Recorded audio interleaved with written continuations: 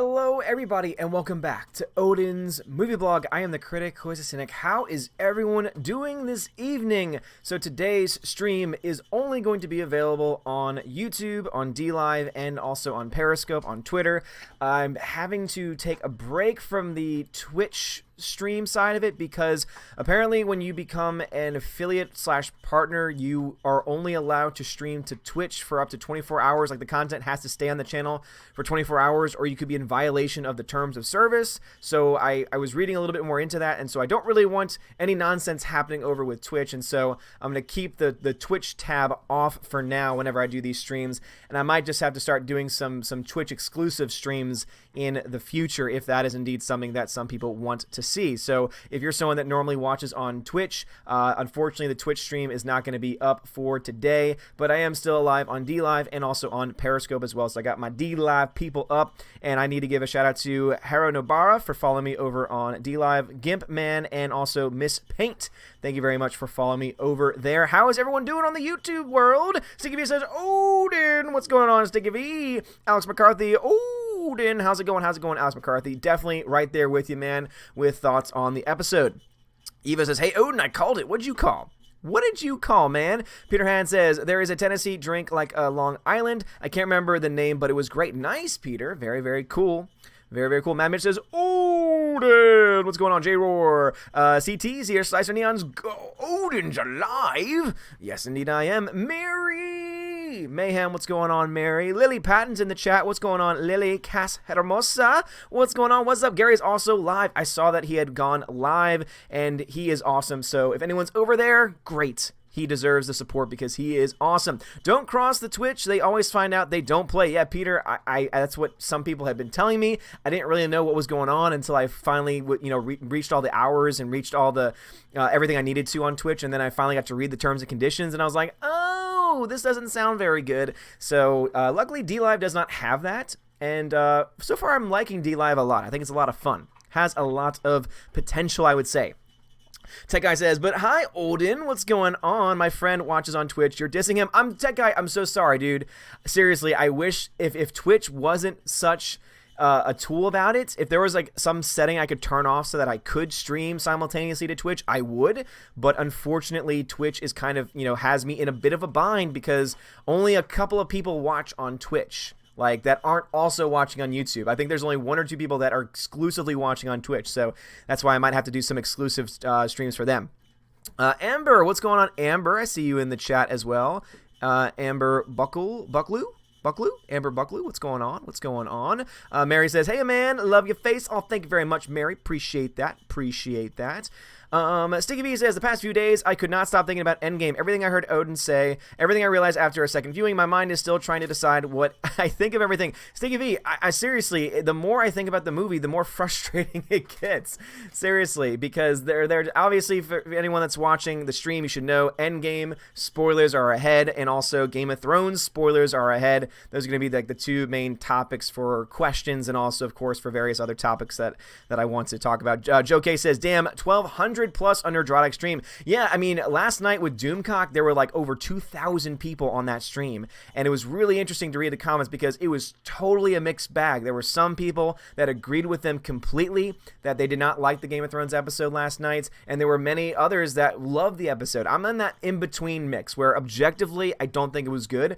Objectively, I think the show has gone down like a lot as far as quality and writing and character development goes. But subjectively, I liked it. Subjectively, for the most part. Obviously, I had a big issue at the beginning of that fight sequence, but yeah, we can talk about that a little bit more today as the stream goes on. But now, Sticky V, getting back to you. Yeah, and I was actually even thinking about it even further. So I went back and listened to... Don't ask me how. I went back and listened to the words of the Ancient One, and it actually revealed that there's an even bigger problem. The Ancient One says, very clearly when she's talking to Hulk, that... the six. We had the same issue where Kyle Outpost Dyer said the wrong number, and so now I'm repeating it. So that the 6 Infinity Stones, what they do is they are the ones that essentially create the sense of reality and the flow of time. They control the flow of time and our sense of reality in our universe. And so she goes on to make the point to say, if you take one stone out of our timeline, it screws up everything. Well, if the stones are necessary in order for the flow of the universe to continue and the flow of time itself to continue, how can the current present set aside in Endgame even exist with all the stones having been destroyed? I think that's a fair question to ask. So, lots of plot holes, lots of questions. And I know some people are saying, you're just nitpicking. No, I'm asking legitimate questions, and I'm asking some major, major questions that deal with some pretty big parts to the film that don't make any sense. Tech Guy, thank you very much for the super chat, says, I'm going to see Endgame again to make sure I see the good and the bad. They can have my money. I won't be supporting the MCU anymore. Bree has went full SJW. Yeah, for sure. I think the future of the MCU is screwed because they pretty much set up exactly the future that they want. They want a woke future. You know, the future is female, and there's nothing wrong with female characters, but when you're having your focus be, oh, we're only going to focus on, or we're going to have a much stronger focus on only people that have a certain set of chromosomes, it's like, I'm sorry, but that is virtue signaling, for one, and two, that means that you are more predisposed to telling some really bad stories because your main focus is going to be on the gender of the person on screen and not on actually telling a compelling story. You can have both. You can have a person, a male or a female on screen, and a good story. That's why some of the best parts of Endgame are when you see them on screen together fighting, side by side.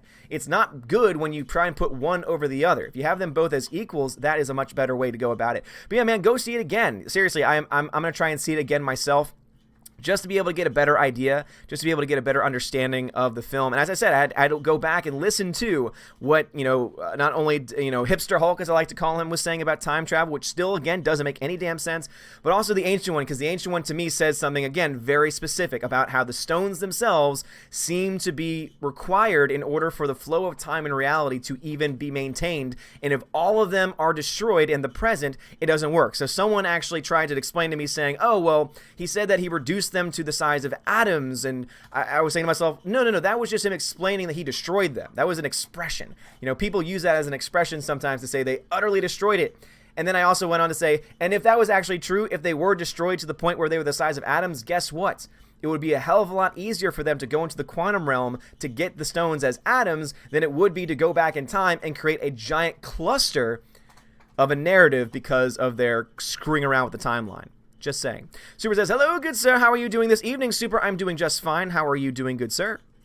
How are you doing, good sir? Remember, guys, if you want to ask me a question or if you have a comment, please, Odin question, all one word. That's all I ask. I do read the chats. I don't just read the super chats. And Phonemo, I see you over on DLive, man. Thank you very much for joining me on DLive. Appreciate you, man. But again, Odin question, all one word. That way it pops up as orange for me, and then I can make sure to read it.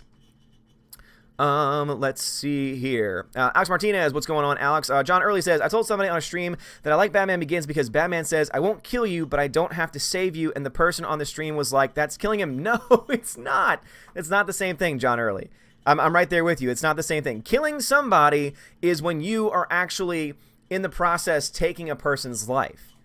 Not saving someone, and also it depends on what you mean by not saving them. If you're if they're holding on to your hand, and you are not helping them, okay, I can see how you can construe that to say you might be killing them. But let's say that they are going off making their own choices, and you're saying, okay, go ahead and make your choice, even though I know that's not going to be good for you. As you can see, it's a little bit, it looks a little bit more problematic. Let's see. Yivo says, I told you in a previous stream that the NK would be defeated halfway through the season. Yivo, you did say the Night King would indeed be defeated halfway through the season, and sure enough, he was. And that was probably the thing I didn't like. That was the thing I liked the least. I didn't want him to die so quickly. I talked about this in the video I made today. If they wanted to make the best overall season, if they wanted to make it from a narrative perspective, the best flowing season, the first episode, you can have it be all of your meetups, everyone coming back together. It could be your exposition, it could be your slow build, and then episodes 2 and 3 can all be the one battle or the other. To be honest, I think it would have been cooler had they done the battle for the throne first, and then once that battle's over, they realize, oh crap, we still have to fight the Night King, and now everyone that's just fought each other, and whoever the winner is, now they've got to find a way to be able to essentially bring everyone that they've just defeated together under them very quickly to then turn around and fight the Night King. And then the Night King can be fighting not just for the Iron Throne, but literally for, life itself. It would have been a lot better overall of a story. But to have the first episode be exposition, episodes 2 and 3 be one of those battles, whichever one it is. Have the second, have the episode right after that be another one of those filler exposition, explain, build, tension episodes. And then the last two, all action. Pick your battles, pick your war, but that is a much better system than let's have 2 episodes after 2 years that are complete exposition that, have a couple of cool moments, but really could have been all condensed down into one episode, and then have one giant episode of a battle and have one of the biggest bats that's been built up for years now in the movies get destroyed very easily and very quickly. He doesn't even get to fight. Seriously, he flies around on the dragon a little bit. The dragon does more damage than he does. He's got this badass sword. You know what I wanted to see? I wanted to see him fight. You know what would have been really cool? What they could have done is they could have let Jon Snow actually fight him in a sword battle. A one-on-one sword battle. And then, you know what? If you want Arya to kill him, I'm okay with that. Again, I think Arya's a badass. And I was telling this earlier on Twitter. There was a really awesome video of Maisie Williams training. And this was like, I think last season or 2 seasons ago when she fought against Brienne of Tarth. And she and her actually, they both trained and practiced that fight sequence.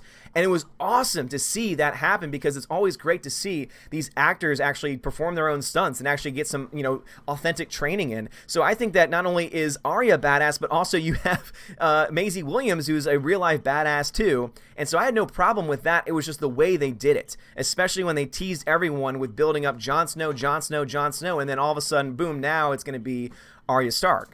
So again, I don't mind the Arya Stark having the killing blow, but if Jon Snow's not even in the discussion, I think that is, it's a subversion expectations, but it's just not that very good. Brad Beer Hunter, what's going on D-Live? Onemo says, so Bran played VR Ravens all episode. Yeah, that was also not a very good thing. Again, objectively speaking, there were a lot of flaws. That is another one, is that he's warging. At first I thought, oh, he's going to warg into a dragon, and then all of a sudden a dragon's going to show up and it's going to wreak havoc, or oh, he's going to, there's going to be some master plan. But no, literally he wargs into the ravens that flies around the battlefield.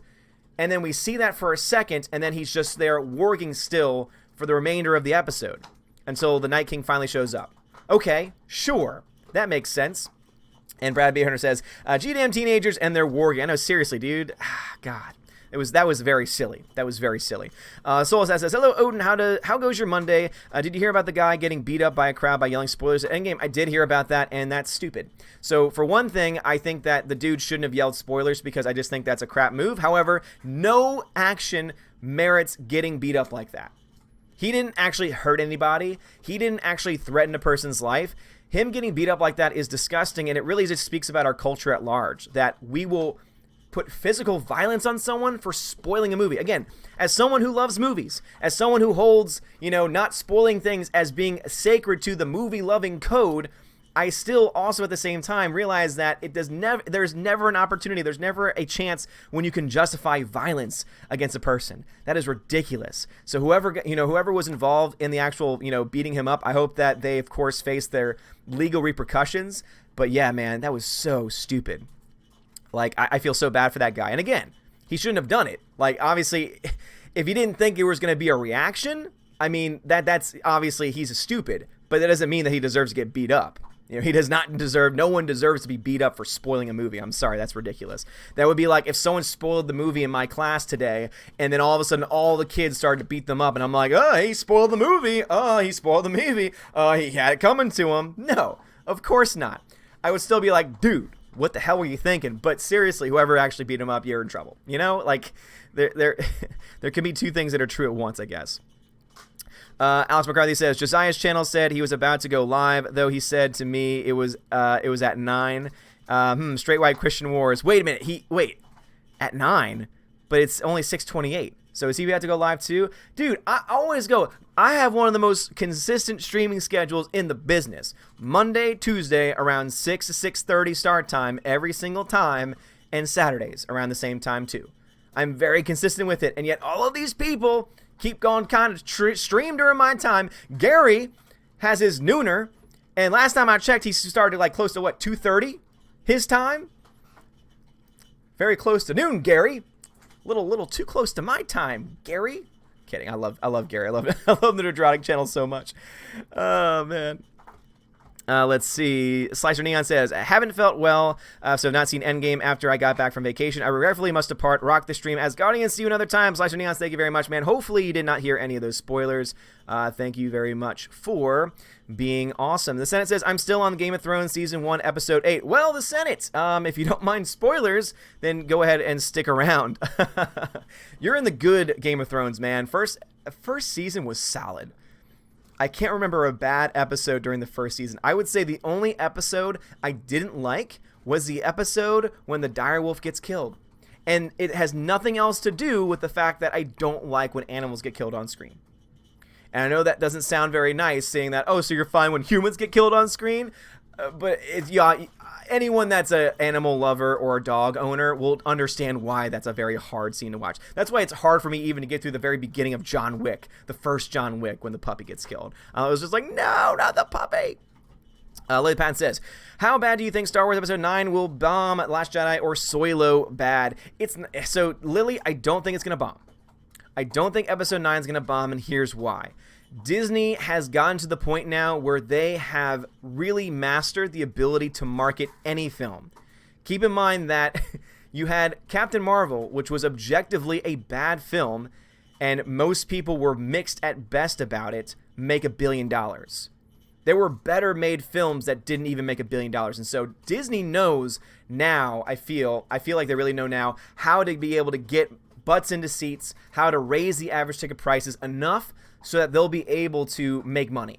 So I think that at the end of the day, it's not going to bomb. However, what do I think the box office for Episode 9 is going to be? I think it could be anywhere between 850 million and 1.1 billion. I think it's going to make less than The Last Jedi. So I do think it's going to make less than The Last Jedi. But even The Last Jedi did not bomb, like financially speaking. You know, Last Jedi still made 1.3 billion. But yeah, it's definitely not going to get close to The Force Awakens, though. I don't think that's going to happen. Now, if they reveal something crazy that's going to make everyone excited, obviously that could change. A lot can happen between now and December. But based on everything we know so far, I do not have very high hopes for the box office. Super Anime Gamer says, Game of Thrones, dude, loved Arya the whole episode. That the ending, fam. As a book fan, I'm enraged. Yeah, seriously, I know that a lot of people who are fans of the books hated where the direction of the story went after they were no longer following the books, and so I definitely appreciate those people. But yeah, man, I love Arya too. I think she's a great character, and her getting the killing blow, I don't care as much about that as I do about the Night King just not having a chance to actually fight after having been built up for so many for so many years. That I did not like. Sticky V says, you are right, Odin. Time should split up in at least 6 directions after Thanos destroyed them all. Again, after Captain America brought them back in time where they took them from. Yeah, Sticky V, seriously. And it seems that's the case. And actually, I wouldn't even say that time should be split. It just seems like time should end. Time in reality, because they are what's maintaining the flow. Now, if she means the flow of time being maintained by the stones as far as it, being in one line, and that if it's not there, that's when it splits off, well, then I think that would make a little bit more sense, at least what she says. What Hipster Hulk says still doesn't make any damn sense. Oh, no, when you go back in time, that's your future, and your past becomes your present, and blah, blah, blah, blah, and like that all that nonsense. I actually read an interview where they were like, yeah, we actually talked to some physicists, and they told us that Back to the Future is total crap, and so we went along with the physicist on this one. But then they also went on to say, oh, but when this happens in the story, oh yeah, we just figured that would be cool to see. So they go against their own logic. It's just, why, man? But yeah, so that actually would make a lot more sense if they decide to go with that because the Infinity Stones were destroyed by Thanos in the present, future, past. Again, Hipster Hulk, which one is it, man? Which one is it? Then I think that will definitely set up a Secret Wars, Secret Invasion, where you have a multiverse being built up over time, which means theoretically that you could have worlds in which Iron Man are still alive, worlds in which Captain America is still young. I mean, if they don't do that, then it becomes a hell of a lot more problematic. That's for damn sure. All right, YouTube jumped on me, as it usually does. Let me find out, where was I in the chat? Peter Han says, have you seen Hop Tub Time Machine? I have, and even they can handle time travel better than this movie. Tina says, the Orville did an awesome alternate timeline story for their season finale. Spoiler! I say they all should hire Seth. He seems to know how to do it right. My 2 cents. Tina, I'm still watching the Orville. I'm in season 2. How dare you spoil it for me? It's all good, Tina. Sunny, Sunny Moran says, what do you think about the MCU moving away from the Dr. Jekyll, Mr. Hyde aspect of Hulk? You see, I'm okay with a Professor Hulk-like character. I know that's what Gary says in the comics. That is what he is expressed as. My bigger problem is the fact that we don't get any type of Rage Hulk. I mean, the fact is that he gets stronger the angrier he is. And so now it's just he's such a hipster that now he doesn't get angry at all. I mean, he must be a little bit angry, I guess, because he's the Hulk. And so that's what triggers, the Hulk in general. That's what triggers the Gamma. But yeah, I mean, one of the most disappointing parts of Endgame, too, was not having the Hulk actually Hulk out. Him being hipster Hulk was just not a good thing. It was not good. The Senate says, I'm in a debate on Twitter on how Zack Snyder doesn't understand Batman. It's annoying. Seriously, yeah. You don't want to get into a debate with the Zack Snyder fanboys. And if anyone likes Zack Snyder, I'm not calling you a fanboy. I think you can understand that there are people out there that are obsessively defending of what Zack Snyder did with the DCU. And I'm sorry, but his movies were not very good. Let's just be honest here. They weren't very good.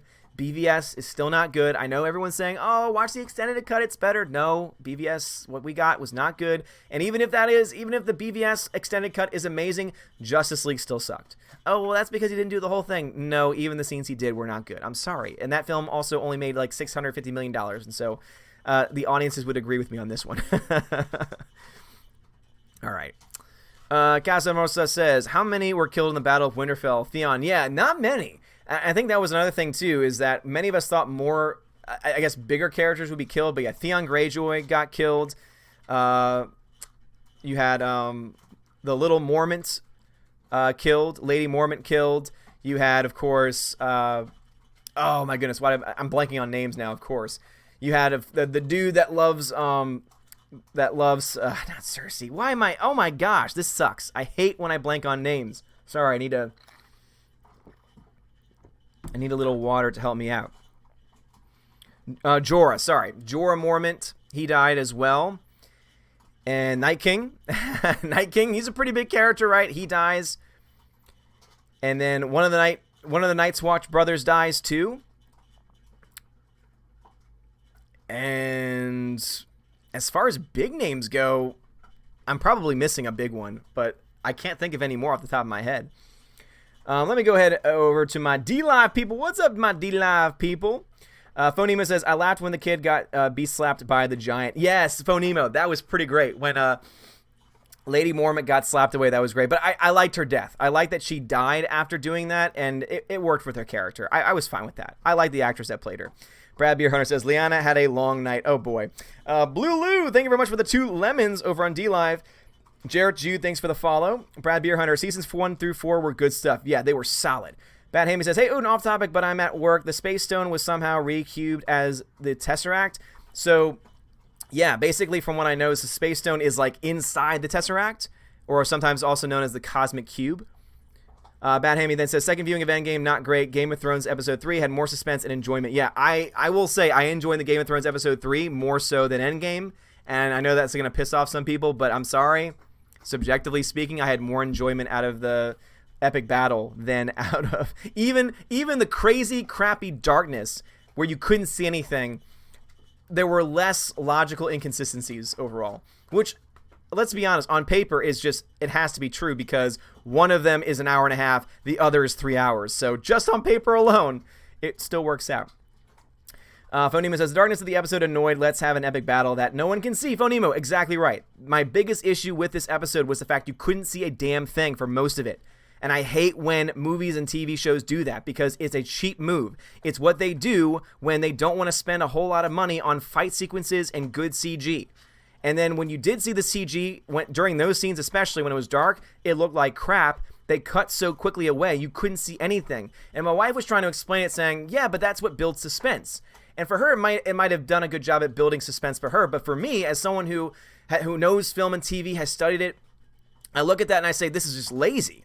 It's lazy because the only time that you ever do that is when you know that you can't actually put something of worth on the big screen. You know, you don't want to put the effort in of actually choreographing big, expensive set pieces.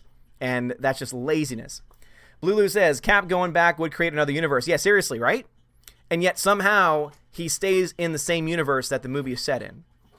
Okay, sure. Phonema says, they need physicists to tell them to go back to the future, that Back to the Future couldn't happen. Thought the time traveling car did that. Yeah, seriously. It was the physicists say that their version of time travel was inaccurate. But I'm sorry, at least that linear approach makes a hell of a lot more sense than whatever, whatever hipster Hulk said.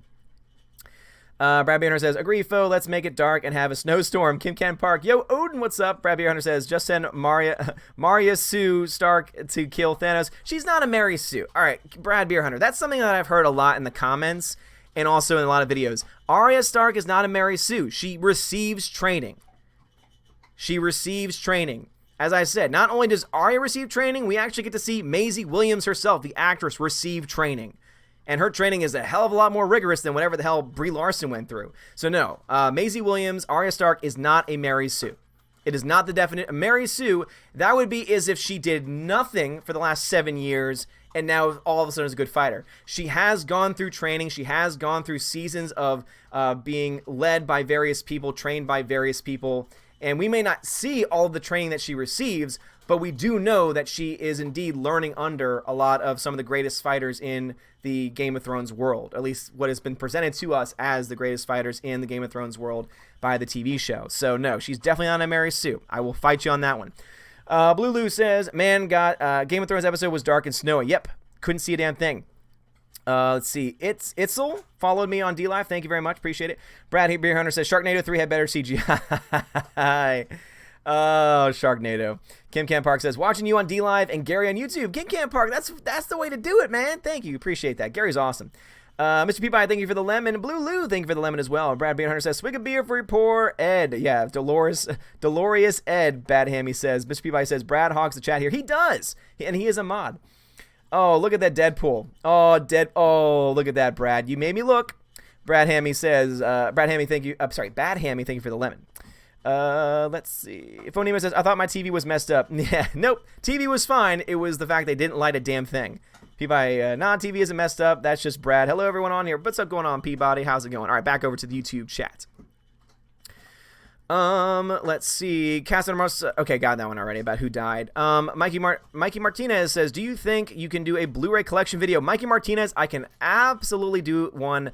Probably will have to wait till the summer because my weekends are pretty much, I need to take care of the house because we're trying to sell the house and there's just a lot of things that I have to dedicate to to my day over the weekend. So definitely would be open to doing a Blu-ray collection video at some point, though. Probably will have to wait till summer when I have like full days of not having to worry about doing anything other than the things that I normally do. So not having to go to school for 6 to 7 hours will give me a lot more time to do things like that and to do more live streams. I'm actually really excited because I plan on doing a lot more live streaming, especially live streams during the day once summer hits.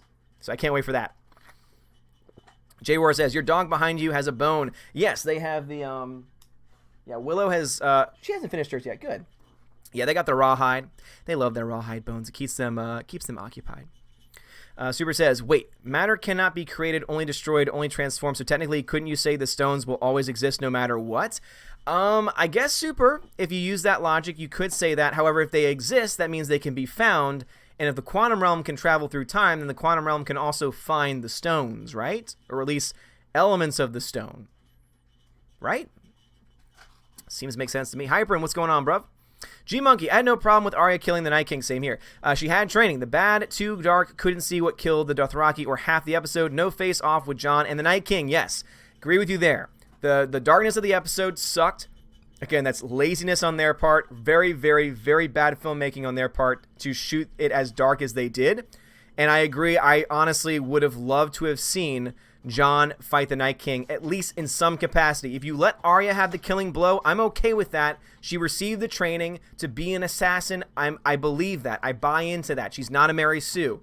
But again, Jon's character has been building up now for a long time to have some type of face-off. and we didn't get that, and I think that's wrong. I think that's ridiculous. Doesn't make any sense from what the story that they've just set up for us. But yeah, I think you're absolutely right, G Monkey. All those things are accurate when it comes to the objective flaws with the film, objective flaws with the show. CT says Marvel is going woke, then they better prepare to go broke. When are they going to learn that no one likes that stuff? Probably never. Yeah, until I would say if Phase 4 becomes Phase woke, like I think it's going to be, I think that's when you have people start to jump ship. And by the end of Phase 4, if they continue to go down that road, I think end of Phase 4 is when you start to see, because again, that's going to be 5 years from now. I would say by the end of Phase 4, if they've gone fully woke or half woke, you're going to start to see some major drop-offs at the box office, not only because people don't want that garbage, but also, very importantly, because as I've said before, the movie theater business is contracting. It's not getting any bigger. This is going to be the biggest film for the rest of time, I honestly believe, when it comes to box office sales, because of the fact that the innovation just really isn't there, and people would much rather stay at home now than actually go out to a theater and deal with all that nonsense. Again, I love going to the theater, but I understand why a lot of people don't. Super says, if Arya kills Cersei, I quit. Arya is nowhere near as cool, as interesting as she used to be. One of the many characters D&D absolutely wrecked. Yeah, again, Super, I understand that Arya could have been a lot cooler. I know that she had a lot better training and explanations of her character in the book, but I do like what they've done with her character to an extent. And it's mostly because of Maisie Williams. I said this in my review. Objectively, all of the actors in this show are phenomenal. Like, there is not a weak link among any of those actors. They all give everything they have on screen. And it's awesome to see that happen. And Maisie Williams, to me, has just grown so much as an actress over the past few years, several years now at this point, that I'm very impressed with what she's been doing. Especially knowing that she's done all this behind-the-scenes fighting, too. So I really do like that a lot. And so if she kills Cersei, you know what? I don't hate that. But they can't just have it be the exact way that the Night King gets killed. And to be honest, after hearing what these two guys, the creators, the creative heads behind Game of Thrones right now, had to say about the inside the episode, I think that they want everyone to think that Cersei is going to die and that Cersei is going to be killed by Arya. But I think they're going to try to subvert expectations again, only this time it's not going to be Arya that comes in at the last second, but maybe someone else. Maybe it's Jaime. Has anyone thought about that? Keep in mind that Jaime has Bronn is being sent after Jaime. So who knows if Bronn's going to try and follow through with that. But what if he survives? What if Bronn gets killed and you have this very emotional moment between Bronn and Tyrion where Tyrion knows that Bronn has to die? And then all of a sudden, Jaime Lannister realizes that his sister has gone mad. And what if he's the one that deals the killing blow? Keep in mind, he's not the fighter that he used to be, but God knows Cersei's not a fighter. You know, Cersei uses her mind, uses her wits. So I think that might be the direction that they go. Is say, oh, you think it's going to be Arya, but maybe it's Jaime. That could be the case. And also it'd be consistent with his character, because remember, he's the one that killed the Mad King. Maybe he now becomes the man to kill the Mad Queen. Because Cersei, I think, is definitely on the road to being, if she isn't already, the Mad Queen. So that would actually be a very good character arc for him, I would say. I'd love to hear your thoughts about that. Alex McCarthy says, yeah, Bran, that whole episode, I was waiting for him to war against the Night King. Yeah, seriously, he should have done something. But instead he did nothing, and so it was a waste of time. Like, seriously, it was a waste of footage to keep showing him warging off, because he wasn't doing anything. Laura, Ryan stole my fan fiction story. Thank you very much for the super chat. Says, I'm glad Game of Thrones has some non-fighting characters. I get tired of everyone being able to fight like a ninja. The Sansa Tyrion moment was my favorite. Laura, that was a great moment. That was awesome. To see both of them in that place where, especially based on their conversation earlier, where she's like, it would never work between us. And now they're on the brink of possible death, and they're about to, they're not fighters. And so they're about to have to make a decision about whether or not they try and, but they basically put their own lives on the line to try and save these people that are being killed by the dead in the crypts. Which my wife totally predicted, by the way, and I'm sure many others did too, saying, "Why would you go to the crypts where there's dead people? Can't this guy raise dead people from the dead? Raise people from the dead?" But Laura, thank you very much, appreciate that. And Brad Beerhunter, thank you for following me over on Twitch. Casa Hermosa says, Odin, why Melisandre was even there at the first place? Yeah, that was definitely a weird callback. It was weird for her just to show up. Again, very Deus Ex Machina, just shows up out of the black, out of nowhere, gives the Dothraki flaming swords. And then I love, again, the directors, the creators, they said, yeah, we wanted to, again, subvert your expectations. They didn't say it in that way. But, yeah, I mean, we wanted to give you a sense of hope and then tear it down. It's like, okay, great. Thanks for using the Dothraki that way. But I will say this much. I don't hate the destruction of the Dothraki army if it indeed was meant to try to convey just how powerful the Night King's army was. Now, it would have been more effective had they not killed the Night King off so quickly. I think had this gone on for another episode, then I think people would be a little bit more forgiving of the Dothraki army being, wiped away like that. Because I do think that the whole point of that scene was to show you just how powerful and how insane the Night King's army was. And it was very effective in showing that. But yeah, Melisandre was a total Deus Ex Machina, shows up, gives him fiery swords, is able to light the trench on fire when the dragon can't see, does all of these things. And then her ending is just, I'm going to walk off, take off my necklace, and die. And it looks like it almost looked like she Thanos away. Like she just faded away from existence. Because her body, I don't think, was there anymore. So I thought that was kind of interesting. But yeah, it was very stupid because she's taken her necklace off before, and it hasn't killed her. It's just shown what she actually looks like. So maybe she was using so much of her power? I don't know.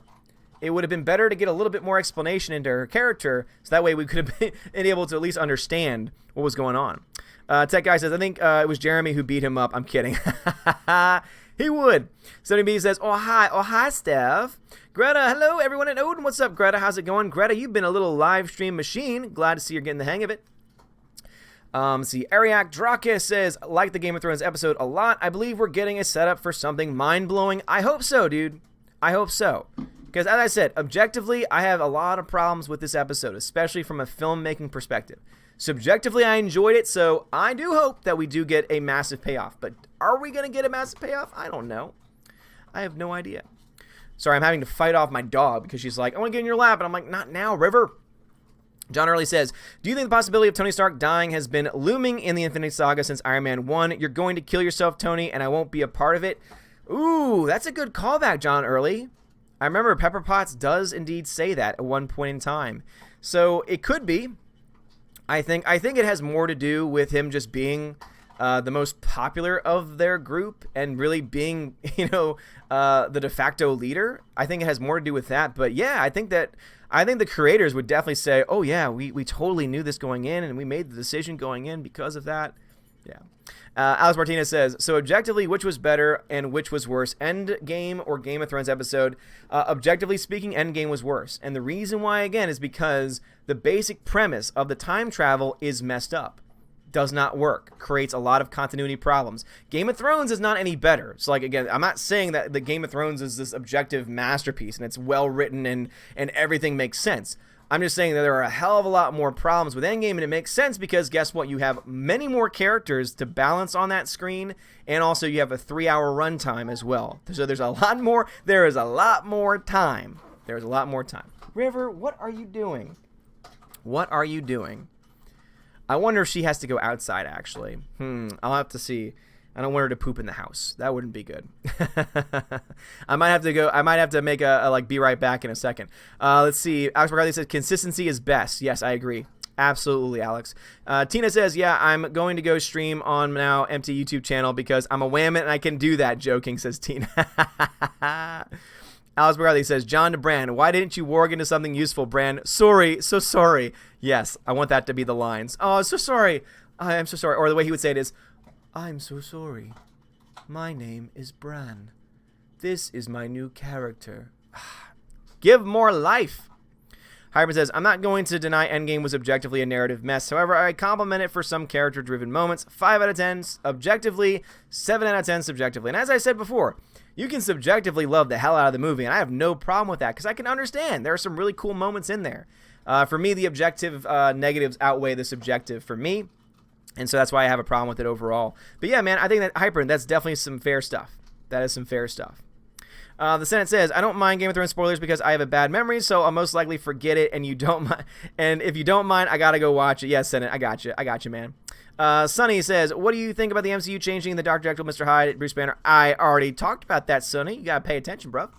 Sticky B says, like me, I presume you are kind to all animals, but seriously, how could anyone love cats, predators, and hard to get affection from as much as dogs? I will never understand. I will never understand it either.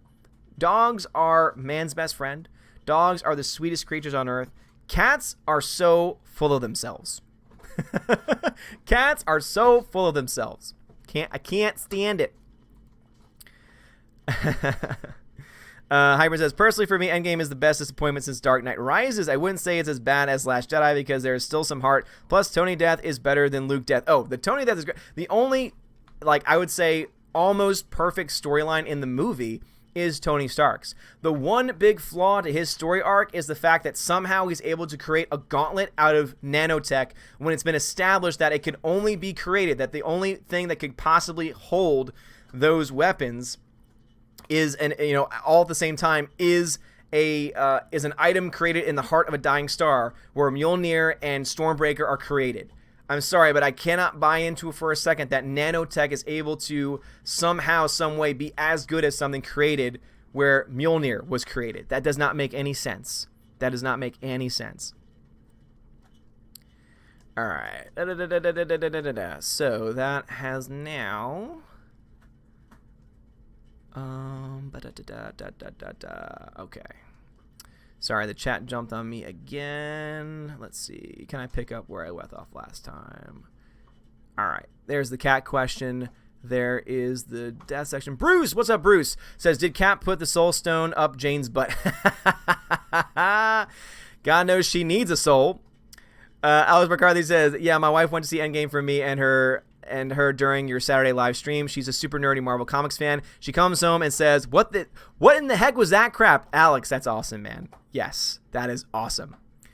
Stevie says, the Hulk was reduced to a green and slightly bigger Bruce Banner. No rage, not thin skin, just Banner. The Hulk is gone, rip. Yeah, seriously. And not seeing him get to Hulk out was stupid. Hipster Hulk, not a fan. Tina says, just don't come to try to beat me up. I didn't tell you any details about the Orville. I'm armed. Tina, I would not mess with you. Steph says, Viva the Snyder Cut! Peabody, I just got annoyed when Hipster Hulk threw away a perfectly good motorbike. I know, right? That's a good point. Amber Buckley says, how do you think the Soul Stone was returned? That is the number one question. Because a soul for a soul is what it said. Again, a soul for a soul is what is said, and so it seems to me that someone should be returned, right? I mean, it would have been really nice to see that interaction with Red Skull again, right? It would have been really cool to see Captain America and Red Skull again, but we can't see that. We just have to assume that the timeline they've set up works, and that it's logical, even though it's not, and then just be like, oh no, the Soul Stone was returned. He just put it on the ground. So now the next person that comes can just pick it up off the ground, right? Again, does not make any damn sense. And they still don't have any stones in their present. How can time still exist when reality and time, the flow of time itself, is said to have only been able to be maintained by all the stones existing at once? All right, let me jump over to DLive because there's a lot of people over on DLive. Oh boy. Let's see. Let us see. Let's see. Let's see. My master says, why didn't Thanos snap his fingers and make it so people can no longer have more than one child? Oh, that's a good point, if that's what he really wanted to do. PY says, because pharma companies would lose too much revenue of contraceptive pills. Oh, gosh. Oh, Lord. Brad says, Bran shot another look at Tyrion in this episode. That's true. Phonema says, Bran will kill her with his VR Ravens. Yes, the VR Ravens. Marty WY32, thanks for the follow. Phonemo says the Flame Lady just appeared out of nowhere in this episode. Yep, Deus Ex Machina. Peabody says Endgame was much better than Infinity War. That is factually inaccurate. You can subjectively like it more, but objectively speaking, Infinity War is a much better story arc. Is a much more consistent story than Endgame is. Wonder Girl, hello with the rose. Thank you, Wonder Girl. Appreciate it. Wonder Girl, thank you for the 3 lemons. I appreciate that. Cowboy Fans for Life, thank you for the follow. Captain F-Head says, Hail Odin, just stopping to throw a lemon. Never really been an MCU fan except for Deadpool and never seen Game of Thrones. Well, Captain F-Head, thank you very much. Appreciate that. Brad Beer Hunter, what's going on, dude? Thanks for the chill pup. Captain F-Head, thank you for the ice cream and lemon. Appreciate that. My master, thank you very much for the lemon. He's feeling sexy today. Nice. Esteban64, thank you for the follow. And Brad says, so where is Brie Larson going to put her Best Supporting Actress Oscar for Endgame? Oh, gosh. If that happens, it's not going to. But if that happens, if she gets Best... Oh, man. Wouldn't that be something? Wouldn't it be nice? Peabody, objectively, you're inconsistent. Nope. Prove it, Peabody. Prove it. Melisandre. See, Greta says, Game of Thrones, now I have processed and saw reviews. The episode wasn't... now I've seen and processed it, saw the reviews. The episode wasn't that great. I did love Arya moment. I think they played it too safe with the deaths. They played it way too safe with the deaths. I definitely think that. And yeah, the deaths just seemed, so non-consequential. The only one that I actually felt anything for in any real way was Theon, because it was great to see him get that redemption story. But also him just like running to the Night King and getting killed like that, I wasn't okay with that. For a second, I honestly thought they were going to try and rip it straight from Lord of the Rings and have him die the same way Boromir does and just get shot by a bunch of ice arrows and keep on fighting. And even though it would have been a total ripoff, you know what? It would have been a much more badass way to go out, I would say. But yeah, objectively speaking, it's just not very good. Let us see. Greta says, Battle of the Bastards was better. Battle of the Bastards was so much better. That is an excellent episode, Greta. Super says, Ed, Lyanna, Jorah, Beric, Melisandre, and Theon died. Rest in peace, fam. Rest in peace, fam. Ed? Is Ed the brother from the Night's Watch? I'm assuming that was who Ed was. Lyanna Mormont. That's right, Lyanna Mormont, sorry. Jorah, Beric, Melisandre, Theon. Both dragons did survive, Austin. There were a lot of questions about that on the Doomcock Gary stream last night, and apparently in the preview they do confirm that there are still 2 dragons left, and also that Ghost survived as well. Al Bundy is here. What's up, Al Bundy?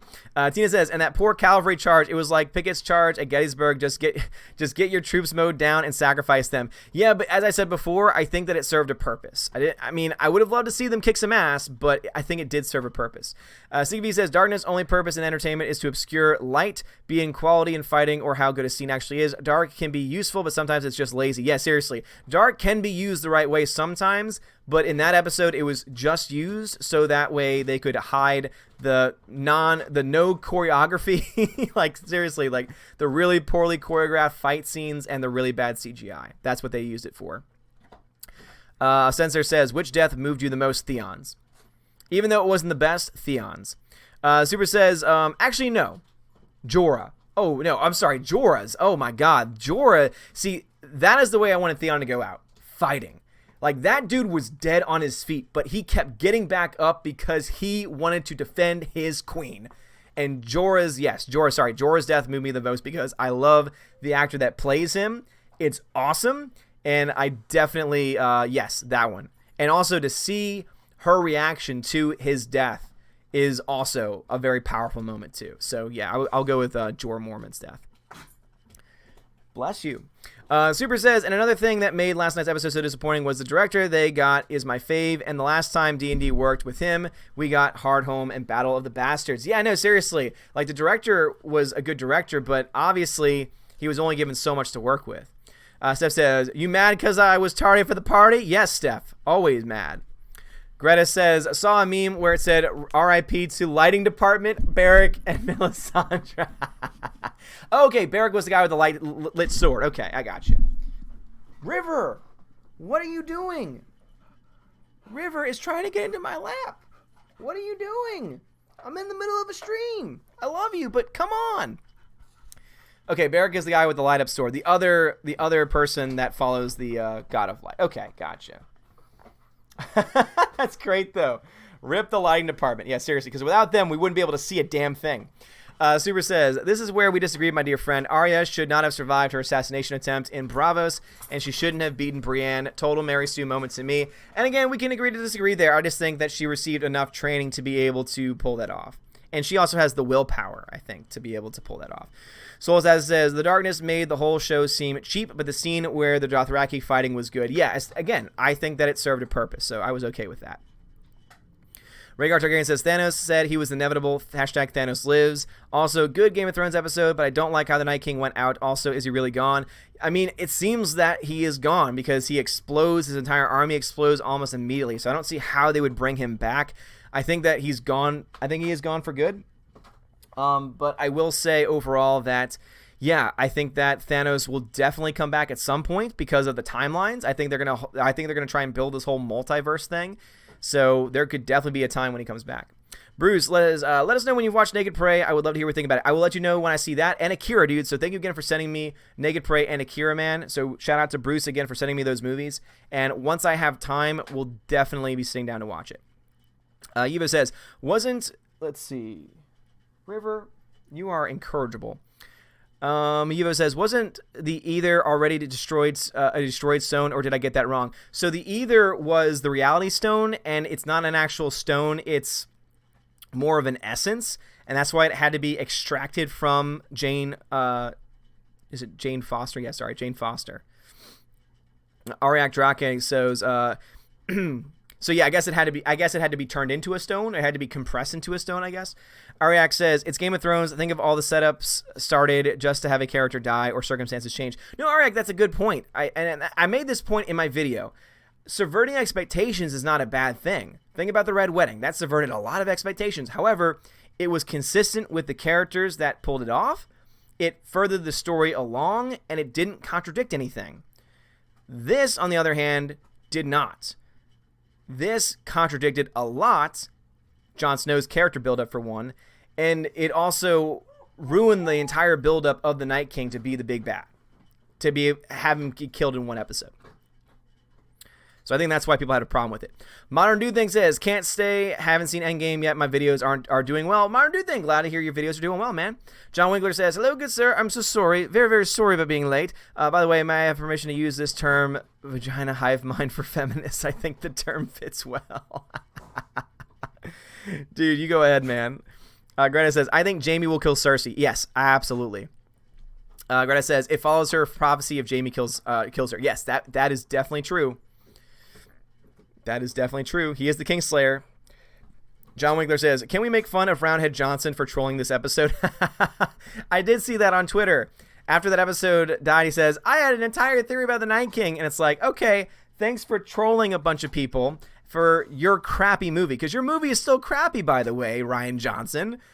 Rhaegar Targaryen says, is Deus Ex Machina a good thing or a bad thing? I know it's a film term.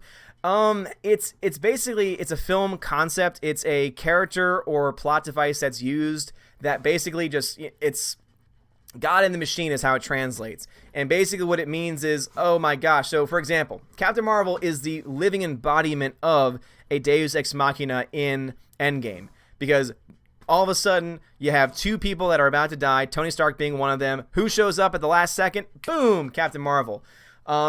Thanos' army is about to destroy them with firing the rockets. Oh my gosh, they're all going to die. Who comes to save them in the last second?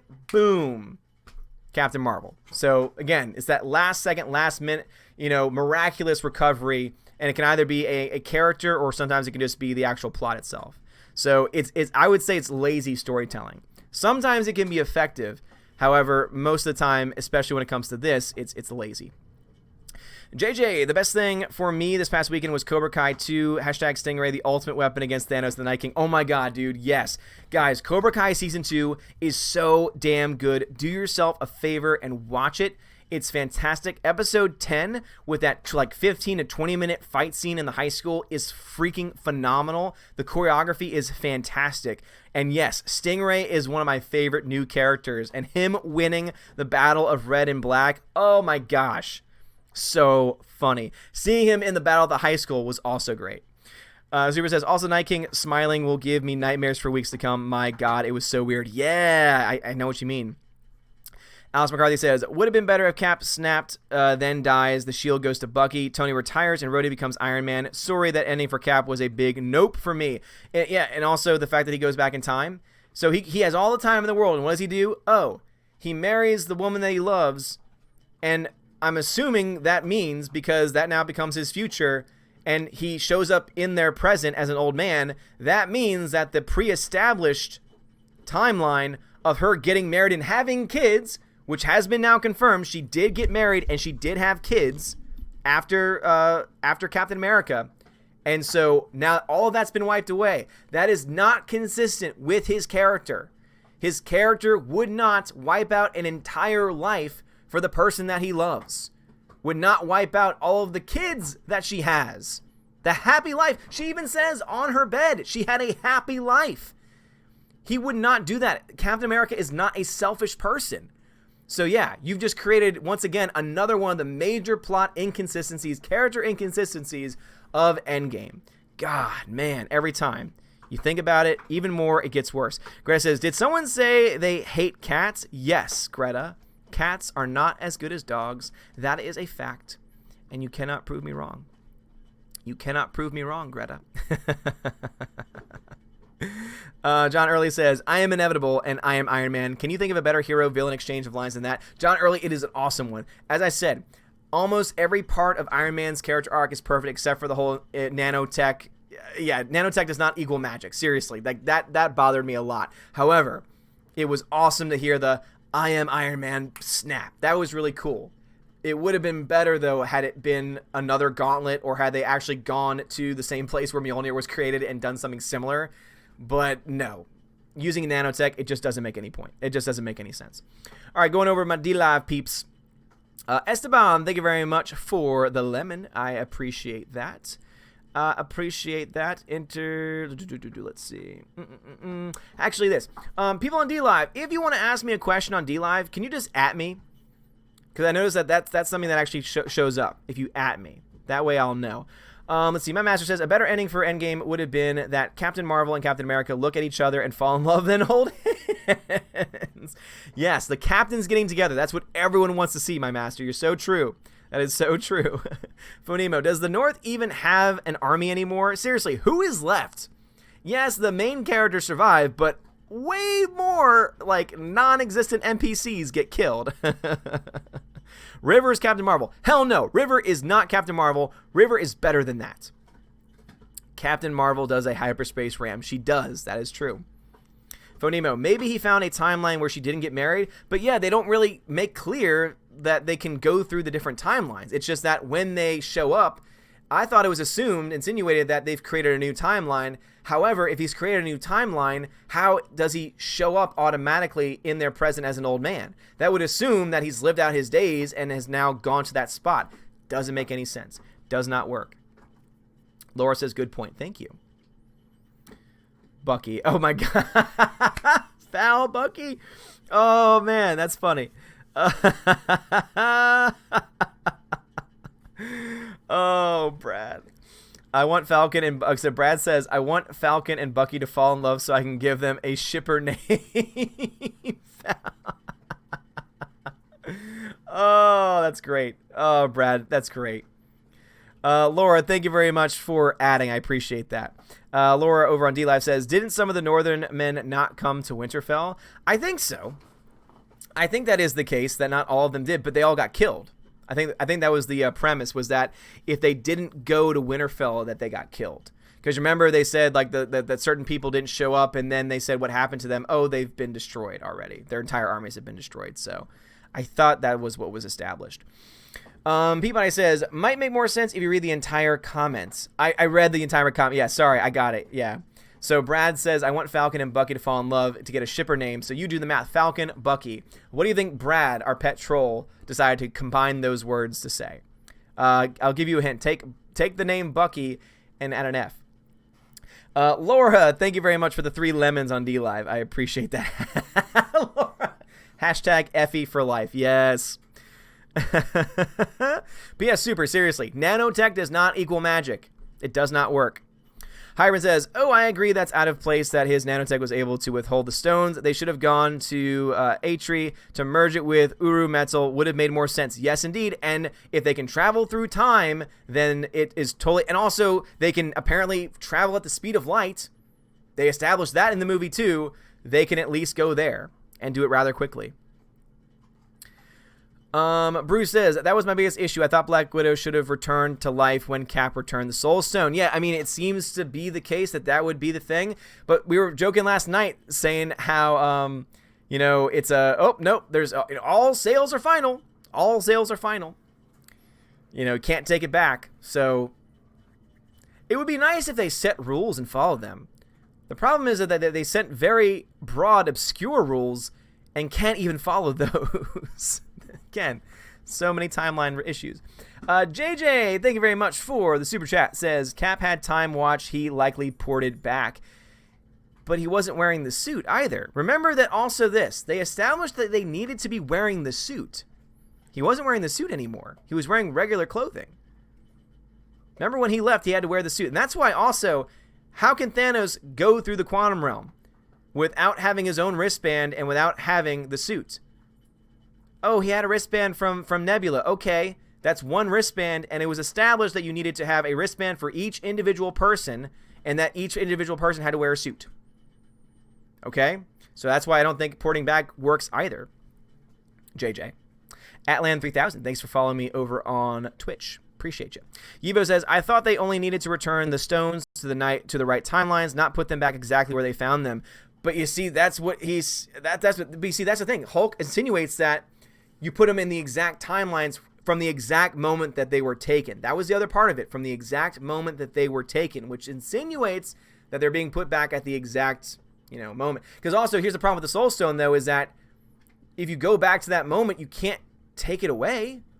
You can't just put it back. And again, if you can just put it back, then, and everything is right with the world and everything goes back, I'm sorry, but how is Black Widow still dead? Again, there are these logical inconsistencies that just don't work.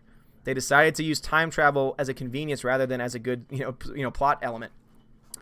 Hammer says, why didn't Thor cut off Thanos' head in Infinity War? Great question, Hammer. Seems to make sense, right?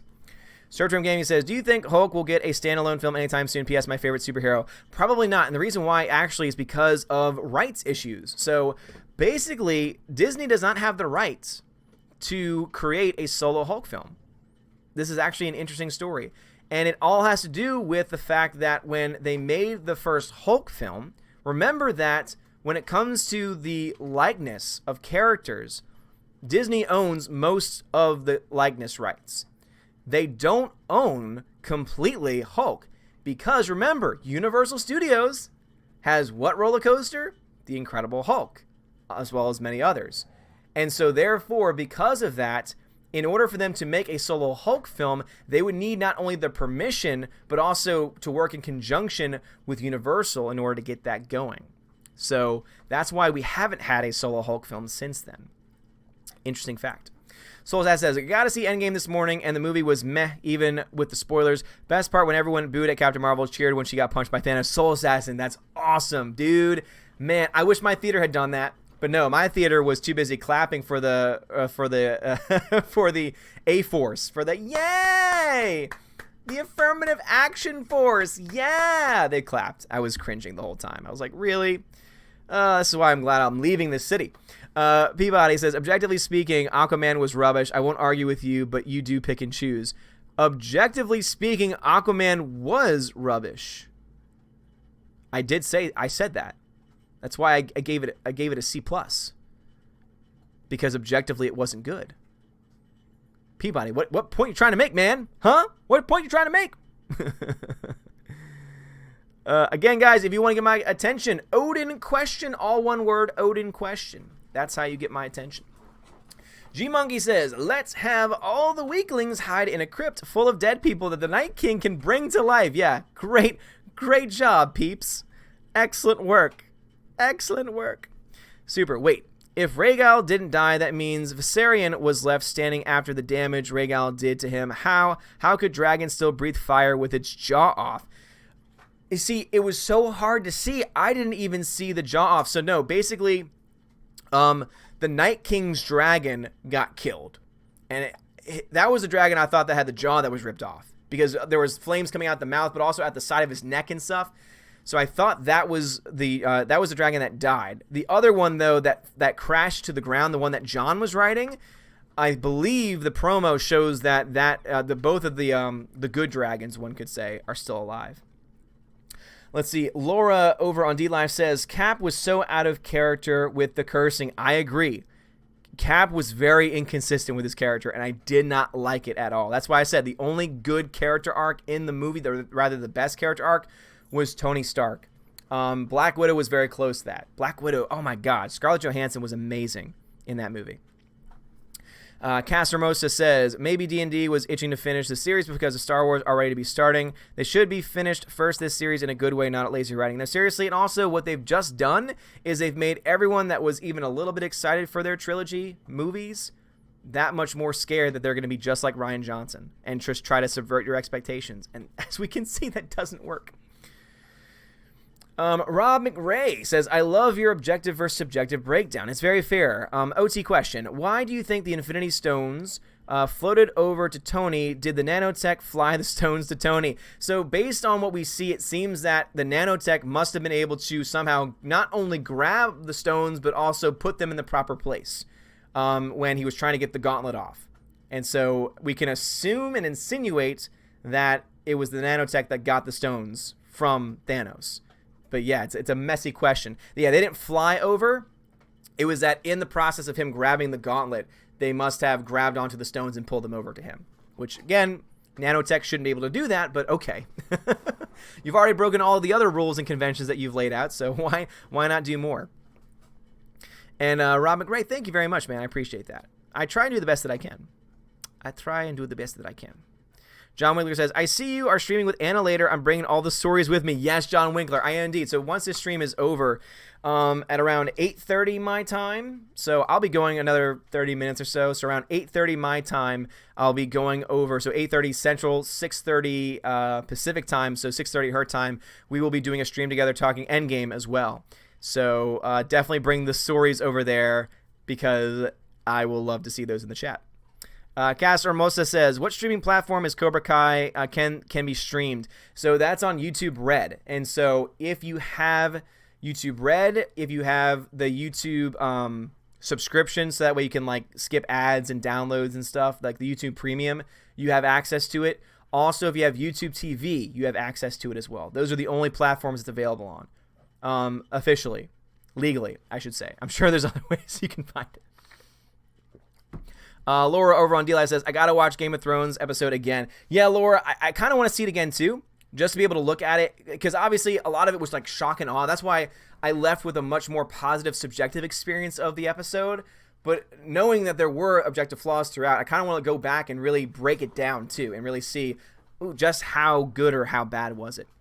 And guys, remember, if you're watching over on D-Live, just tag my channel like what Laura did over there, and then that way I'll know that you want to get my attention over there. It'll make things easier for me. Just like on YouTube, make sure you put Odin question, and that way I'll know that you want to get my attention over there. All right, so YouTube. Rhaegar Targaryen says, we don't trade lives, Cap. Spot on, Odin. Yeah, exactly. Seriously. We don't trade lives, says Cap. Does not make any sense with his character that he would ruin Peggy's happy life that he already knew was a happy life. And the only way that you can explain that is if you say, oh, well, it's because it's a new timeline. But if it's a new timeline, how does he show up in the present? Again, doesn't make any sense. And it's lazy. Alex McCarthy says, yep, Marvel Studios got their claws on Cap's ending. I don't believe the Russo brothers would have done that. I mean, come on. They made the epic movie that is Captain America Winter Soldier. Yep, absolutely. Seriously. They made that movie. They also did Civil War, which was also an excellent movie. I know that it's not perfect. It's definitely not as good as Winter Soldier might arguably be the best MCU film. I love it. I love that movie so much. And every time I think about it, I'm like, God, I want to watch it again because it's that well. But Civil War is great too. And Infinity War is also a very good, fun movie, despite what Mr. Peabody says.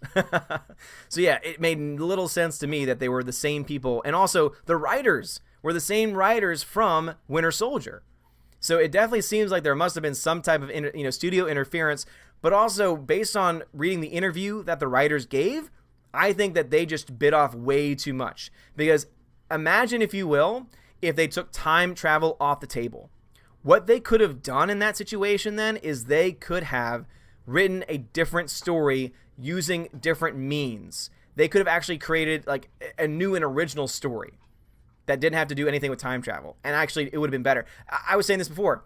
If you're going to make the argument that the stones being destroyed, that they can't actually be destroyed, but rather that they have been literally reduced to the size of atoms so that they can't be found or used, I would be much more interested in seeing a movie where they're going through the quantum realm, not to travel through time, but to try and find the actual stones, at the atomic level. because then you could definitely make it where maybe the trouble, maybe the chaos is in the quantum realm itself. And now, of course, that would require you not to kill Thanos early on. And of course, I didn't like that aspect. I didn't like Thanos being killed early on. Yeah, so I think that they could have been a lot more creative. They could have been a lot more creative with it. John Early says, who do you blame more for what happened in Endgame? The studio heads, the writers, or directors? Because as far as I'm concerned, they're all to blame. They all share some part of the blame, for sure. But I think that the studios are definitely trying to ask more and more of their writers and directors. I think that the studio said, these are the things you have to do. And then the writers said, okay, how are we going to do that? And then the directors were like, we'll work with whatever you give us. And they tried to do the very best that they could with what they had. But doesn't make it good either. Rhaegar Targaryen says, Balkan? Falucky? Yes, you're exactly right. Yep. You got it. Bruce says, for me, killing Black Widow was the last straw for me in the MCU. Yeah, that was stupid. You killed the best and strongest, not strongest, obviously, but to me, the best female Avenger. Up to that point. The best character, I would say. The strongest female Avenger, I would argue, is Scarlet Witch. Like, seriously, if you want to push somebody, push her. She's been established. She's been around. She's got really cool powers that you've only scratched the surface of. She almost defeated Thanos by herself. I mean, remember that scene? She's like almost crushing him with her magic. It was awesome. It was so cool to see. There was a lot more they could do with her character, but no, they want to go with the direction of the awful hair-cutted Captain Marvel because they want to go woke. Seriously, like, God, it's so bad. Alex McCarthy says, was watching Captain America Winter Soldier for the millionth time last night. I'm just like, sorry, Cap and Bucky tossing the shield at death speeds at each. Ain't no way Sam can do that. No, Sam can't. Sam does not have the serum. Sam does not have the ability to wield the shield, as I love to always rhyme. He does not have the ability to wield the shield. It makes no sense, and it fits in this narrative that they try to set. Keep in mind, who are the people that things are, that are passed on to? Think about it. Asgard is given over to Valkyrie. Okay. You have an image in your head. All right, Valkyrie. Captain America, that moniker is now given over to Falcon. Keep that image in your head. Iron Man is now dead. Captain America is now gone. Hulk is now hipster Hulk. Thor is now fat Thor. Ant-Man is still Ant-Man and is still being underutilized. So basically, your new leaders, theoretically, in these major places, whether it's in New Asgard or whether it's in the Avengers or the new Captain America, it all fits a certain narrative that they're trying to push. And I know some people saying, oh, no, that's not what's going on. I'm sorry, but please explain to me logically how Falcon makes any sense to wield the shield. And especially, how can you argue in any capacity that he is more worthy and able to carry the shield than Bucky? And please explain to me how anyone else other than Bucky would have a consistent conclusion to their story arc of redemption. That was the redemptive moment that Bucky needed. But no, had to give it to Falcon because of identity politics. And it's stupid. Souls says, do you think Daenerys will turn on Jon for the Iron Throne? Yeah, me and the wife were talking about this a bit, and I think the throne's going to get destroyed, and I think that we could possibly see the kingdom just end up split in a mutual way. I think we could see a mutual split where they don't end up together, but they each take their own piece of the pie. So the North stays independent, and then the South maybe gets split up among the various peoples that are left. If I had to predict anything, that's more of what Freya thinks. If I had to make any prediction, I think we're going to get an oligarchy. I think we're going to get an oligarchical system, and I think Tyrion is going to be one of the leaders of that. Tina says, I'll find the link, but YouTuber David Stewart did a video about the Thanos population control issue, how it was never properly addressed, made you think. Yeah, I honestly think that that's actually a movie that I'm probably going to try to show my juniors before the end of the year. I was going to show it to them anyway because we deal with moral theology, and I think that that is actually a really good moral question of if you had the ability just completely without whim to wipe out half the universe, because for some reason you thought that the universe was going to like destroy itself or something like that. Is that moral or not? And you would think that the answer would be clear, but then you've also never dealt with high school students before, so you get some pretty interesting answers. Orange Chat Reviews, what's going on, bruv? Casper Mosa says, mods are working hard. Let's keep the Odin questions going. Casper Mosa, thank you very much. And yes, huge shout out to Tina and Steph. They are awesome. Tina says, so, is the C you gave Aquaman better than the C you gave Endgame? Just asking for a friend. Jason Momoa is beautiful. Asking for a friend. Sure, Tina. So I gave a solid C to Endgame. I gave a C+ to Aquaman. So by its very nature, it's better. Marginally. But obviously, if I was going to do a comparison between the two, because keep in mind that those are just that's my gut reaction grade, and I very rarely sway. If I ever move the needle, it's going to be by like a half a grade, so a C to a C- or a C+ to a C. If you wanted me to ever do like a comparison, like an objective comparison between the two, I could do that. Like I could totally do that, and there might be a different ending between the two, because obviously I've seen Aquaman twice, and I've only seen Endgame once. So, but yeah, I think that based on my current thought process, Aquaman does not have this many narrative inconsistencies and problems. It has a lot of other problems, especially with the CGI, but at least it's a little more of a consistent story, I will say. Not nearly as many problems. Eric! Antonio, what's going on? So Marvel can bring in everything else from the comics, but not allowed to just add the A-Force. There's, I know who Rivera is, and Rivera knows that I know who he is, and I see that he's also over on DLive trolling. So once again, the A-Force is unnecessary. And the reason why is because if the thing you want is equality, guess what you don't do? You don't put everyone of the same gender on the same team and say, look what we got. You don't say, oh my gosh, look how diverse we can put. Oh, let's take all of our female characters and put them on the screen at the same time. Oh my gosh, no. If you want equality, River. River is not happy with me. I bet she has to go outside. So I might have to put a be right back up in a second, guys. Which is very rare. I usually don't have to do that. But no, so Antonio, the reason why it's problematic is because it's being forced. And as I said, one of the coolest moments that they could have had on screen is to have Captain Marvel fighting alongside Thor. Could you imagine an OP Thor and OP Captain Marvel fighting beside each other as equals? That's a better image. That's why one of the coolest images is Iron Man and his wife fighting alongside each other. Seeing Ant-Man and the Wasp fighting alongside each other. Because then there is an equality amongst them. But just saying, look at all the female characters we have the women. No. I'm sorry. That is identity politics, and that is stupid. Jason Artist says, which organization protects Earth best, S.H.I.E.L.D. or Men in Black? Well, seeing how much the Earth has been destroyed in the MCU, I guess you could argue Men in Black has done a much better job of protecting. Eric Walker, what's going on? Eric says, Nebula had a good character arc. She symbolically killed her old self. Yes, Nebula also had a good one. That's why the two standouts, if I had to choose two standouts, it would be, the top two would be Nebula, and it would be Tony Stark, and then I'd put Black Widow up there too, for sure. Super says, but no, at the end of the episode, Jon is being chased by a dragon that breathes blue fire. If both good dragons are still alive, that means the dragon at the end had to be the Night Kings. No, the dragon at the end was the Night Kings. I never said that it wasn't.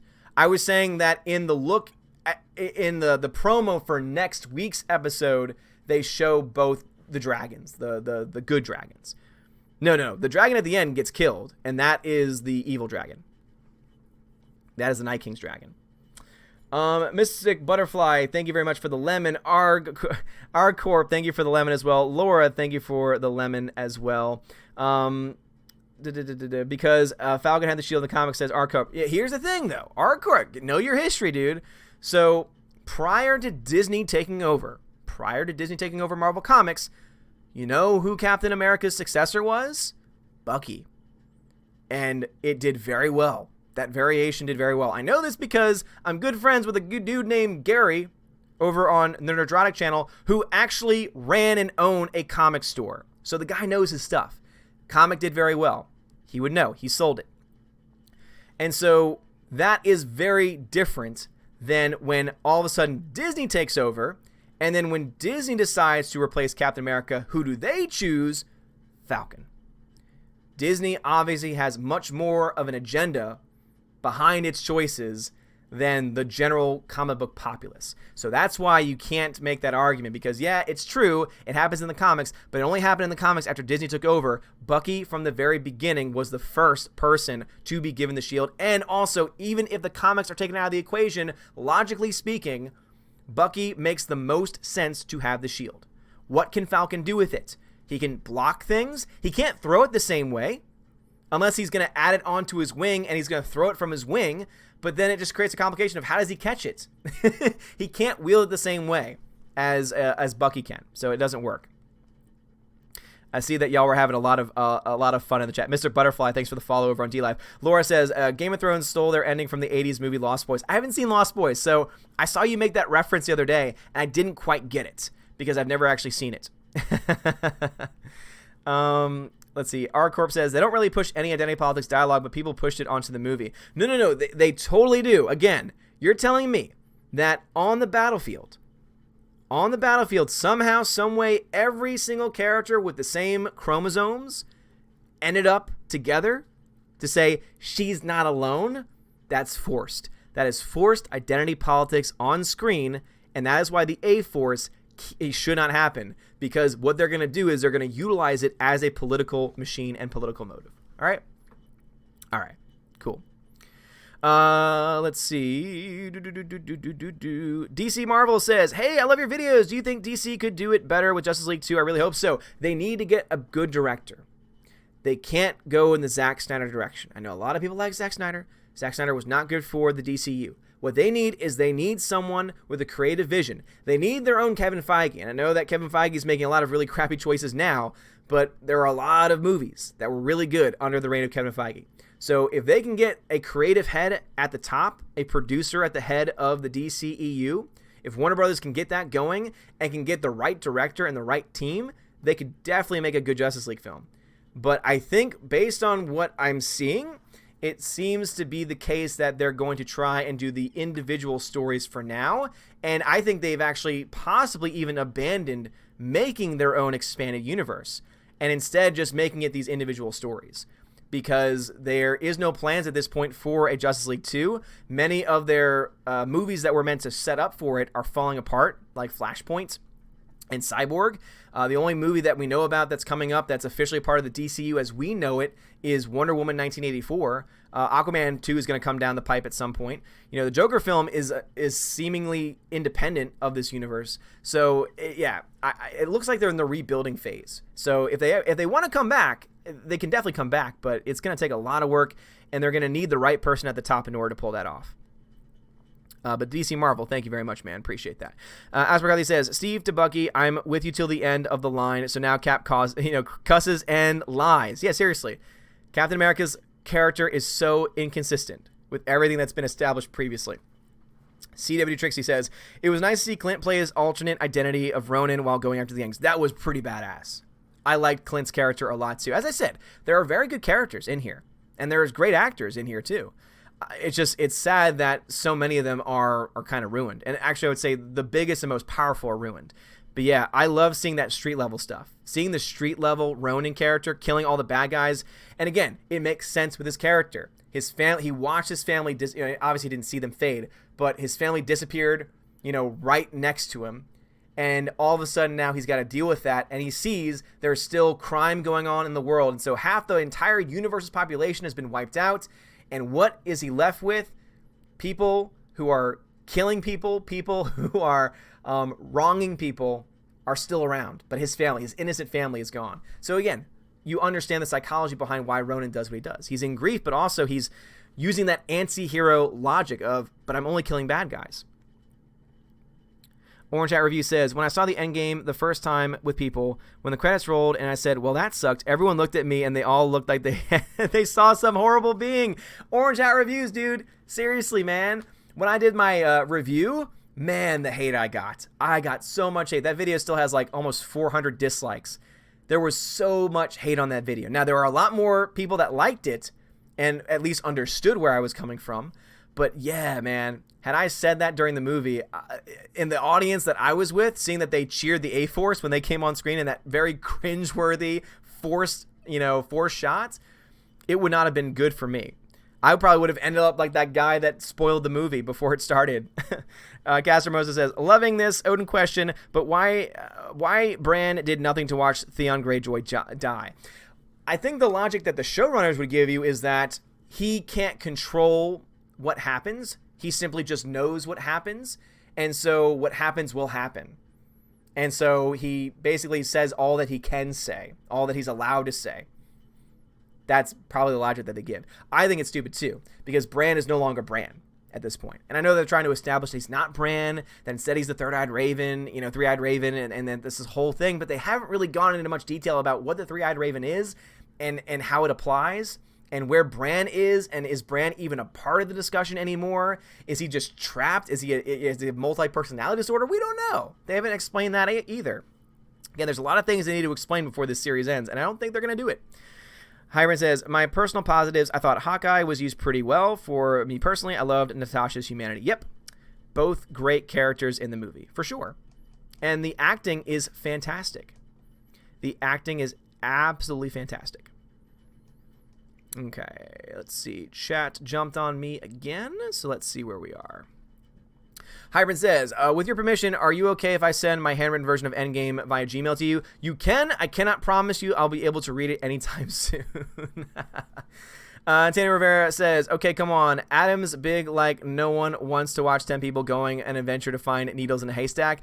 Again, at least it wouldn't destroy the entire narrative, Antonio. And again, they could easily try and put some type of creatures or some types of elements in the quantum realm. Or they could try and make an argument, because if you don't kill Thanos, again, if Thanos doesn't die, then Thanos is still around and can still be a big bad.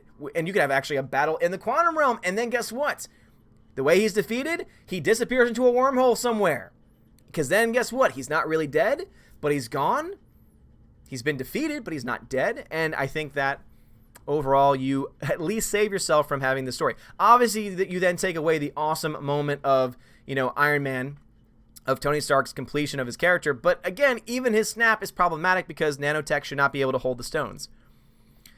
John Winkler says, thoughts on Spider-Verse? I hate Miles as a concept of diversity recast for a white character, but Miles' story and the plot were well done. Well, here's the thing, John Winkler, because that's obviously based on a comic as well.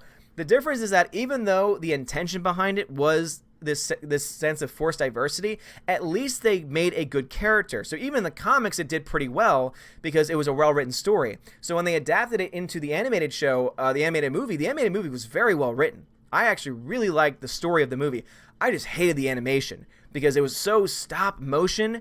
It was so just jittery, and it bothered me so much. It annoyed my eyesight. So the images were beautiful, but the motion, it just looked like there were frames missing, and it did not look good. It did not come across good. Kleindropper, thank you very much for the super chat, says, why didn't Drogon just eat the Night King? That's a good point, man. But I guess the logic is if fire can't defeat him, then I guess a dragon's teeth can't defeat him either. I don't know.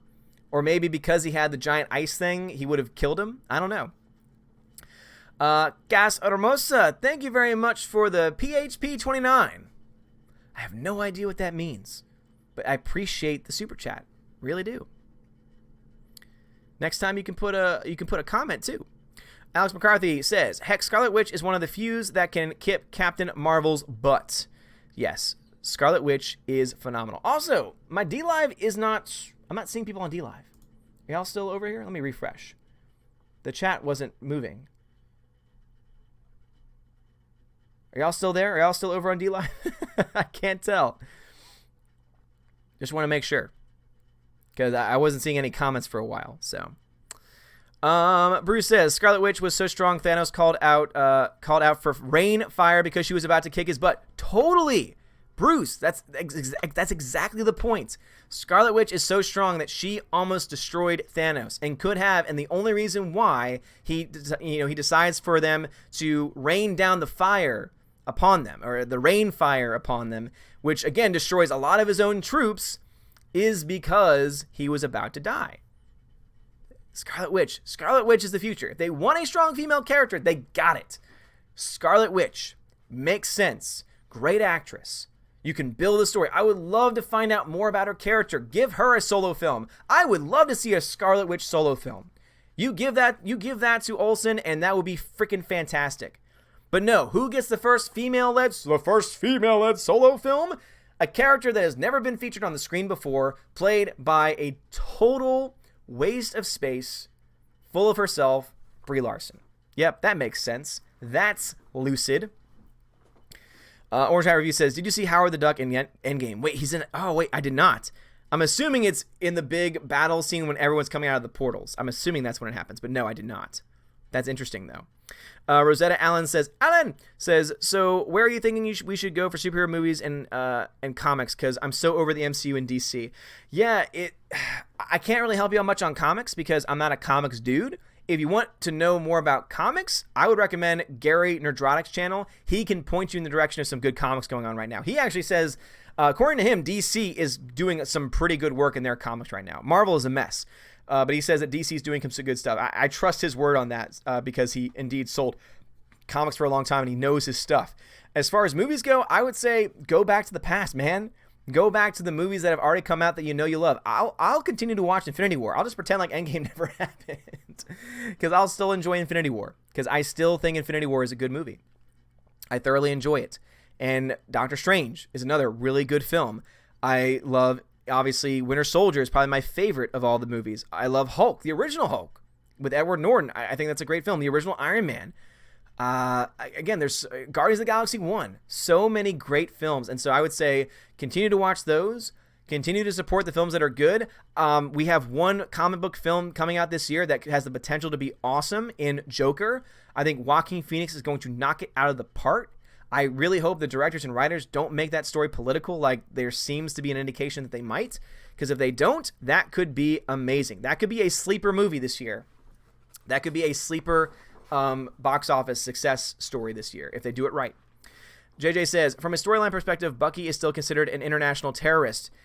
Yeah. Yes, JJ, but half the entire universe's population has just been wiped out. I'm pretty sure they'll be able to make an exception for him. I'm pretty sure they'll be able to get him exonerated pretty easily after the whole Thanos thing. Not to mention, it still doesn't take away the fact that logically he's the only character that can actually wield the sword. Sorry, the shield. Wield the shield. Eric Walker says, isn't that Cap from the end of Endgame from an alternate timeline, since in the one Cap originally went back to Loki got the Tesseract and escaped, clearly not the MCU past. Yeah, Eric, and that's the biggest problem, is that there's all these questions and there's no answers, because Cap goes back to return all the stones to the proper time, to the proper, from the moment they were taken. Again, that was something that they established with the Ancient One, with Hipster Hulk and the Ancient One. And then he decides to stay in the past, which according to Hulk, according to Hipster Hulk, becomes his present. But then he somehow shows up as an old man in the present, not wearing any of the tech, not wearing the suit or anything. So it's a big hole. And again, a hole doesn't just mean it's bad writing. A hole means that there's something missing. So that's a piece of information that we don't have. And that, when you have so many like they do in Endgame, is going to leave a lot of problems. It's going to leave a lot of problems from a story's perspective. John Early says, Infinity War, Endgame together as a whole are, I guess, true endings to Captain Iron Man's respective trilogies. As convoluted as it is, nobody ever told a studio, keep it simple, stupid. Yeah, that's true, John Early. And yeah, I think that Iron Man's ending is fine. Cap's is not. I do not like Cap's ending. It's just, it doesn't work. There's so many problems with it. Laura says, thought you said we're going to get an Olive Garden, not oligarchy. We're going to get an Olive Garden in here, everybody. We're going to get an Olive Garden. That's how Game of Thrones is going to end. They're going to be building their first Olive Garden. That's going to subvert all of our expectations. All right, my people on D-Live woke up. Let's see. Brad Beer Hunter says, we took a union break. Okay, Brad, I got you. That's okay. You go ahead and take your 15-minute break. All right, you're guaranteed that by the state, so that's fine. Mighty Wolf, thank you for the follow on DLive. Mystic Butterfly, I totally agree with you. Thank you. Klein Dropper, thank you for the follow. Arcorp says, Agricork says, the real question, what do you think of the War Powers Resolution in 1973? No comment. Really, I have no thoughts. Klein Dropper, DLive search still stinks. Yeah, gotcha. Brad Banner says, yep, why I follow everything, Brad. Appreciate that. Klein Dropper, thank you for the lemon. Klein Dropper says, I've got Lino points, but no idea how many. It should tell you. There should be a little bar that tells you how many you have. But yeah, basically what you do is you watch a stream on DLive, you leave comments once a minute, and you gain cryptocurrency for free. And then you can either hold on to that cryptocurrency, or you can give it away. Give it away now. Laura says, DLive is where it's happening. Damn right, Laura. Mystic Butterfly, I had a huge problem with that too, because you would mess up all the timelines of the Avengers involving Captain America. Exactly, because in logical terms, if you change the past, you change the present. Now, of course, they say that's not what happens. They say, oh no, when you go back to the past, that becomes your future. What? That doesn't make any sense. But here's the thing. If you create an alternate timeline, which seems to be the only way you can even make sense of that, it doesn't make any sense that he lives out his life in his new timeline, but then is somehow there when the timeline is restored. Because remember, the only way that he can return is if the machine is turned on, right? Because remember, he goes away, 5 seconds later, Hipster Hulk says, all right, coming back in 5, 4, 3, 2, 1, doesn't come back. So he can't just show up on his own, because you need to have the machine running. You need to have the quantum realm machine running, and that's not running, and so it's insinuated then that he has lived out his life all the way up until 2023 or whenever year they're in, and shows up on the bench because he knows that's where they'll be. But as you can see, that creates a problem, because that means he's lived in that timeline the entire time. And if he's now changed things, it means that he's now done away with the husband and kids that Peggy Carter had. And also it means that he's changed the timeline, and that's not just going to have a minor impact. As you can see, makes no sense. Doesn't make any sense. Agricorp says, man, I'm trying to study for civics. Well, go study for physics. Civics, man. Go do some work. Laura says, I'm just going to follow Odin, whatever program he's streaming on. Well, Laura, I appreciate that. Thank you. Phonema says, wasn't Bram supposed to be important? He doesn't seem useful. Wait, you mean like Braun? Do you mean Bran or Braun? Bran the kid, or Braun the dude that's friends with, or was friends with, Tyrion? And Phonemo, thank you very much for the 6 lemons, man. I appreciate that. Brad Bierner says, well, Bran is useful if ladders are involved. Oh, isn't useful. That's mean, Brad. That's mean, Brad. He's supposed to be this really badass character called the Three-Eyed Raven, but all he does is sit around and say, my time has not yet come. Oh, you are now here. Oh, you were a good man. It's like, what? Who are you? Laura says, wait, does that mean Peggy Carter's daughter, who he was dating, was his daughter? I think that was her niece.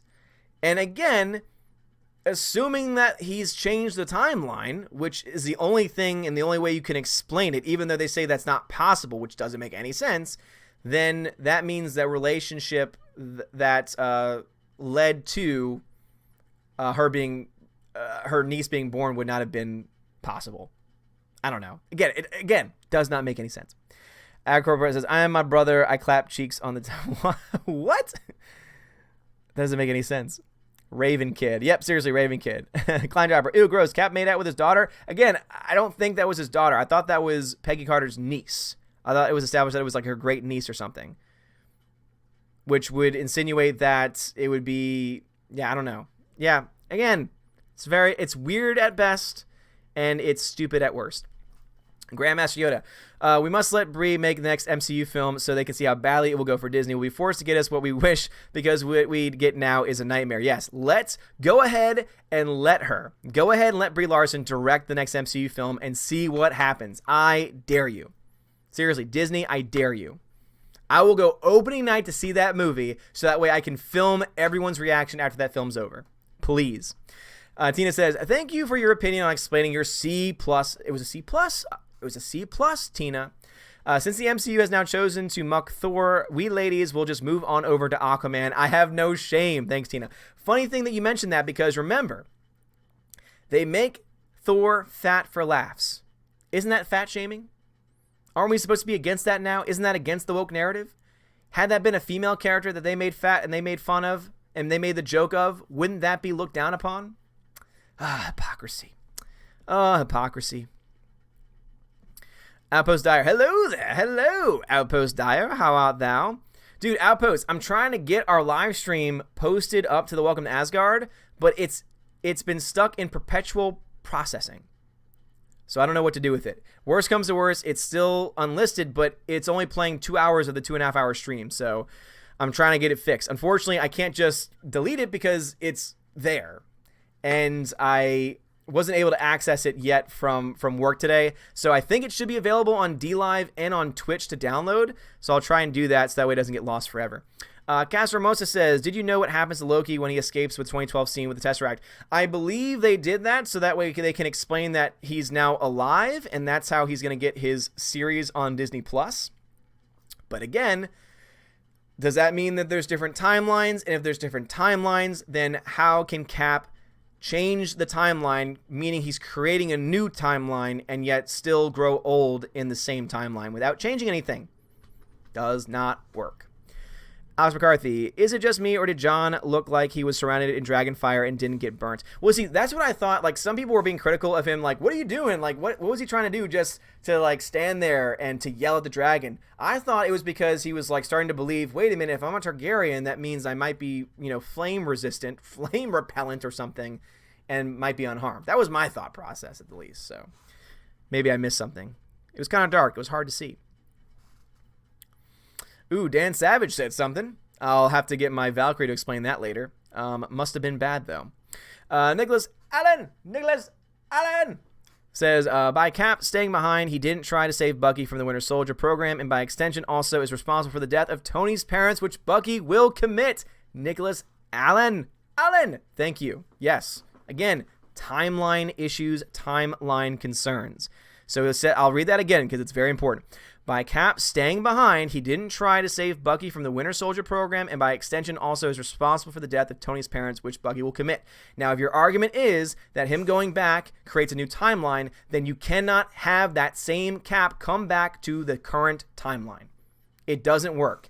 As I said, he does not have the machine running to be able to travel back through the quantum realm. That does not work. Okay?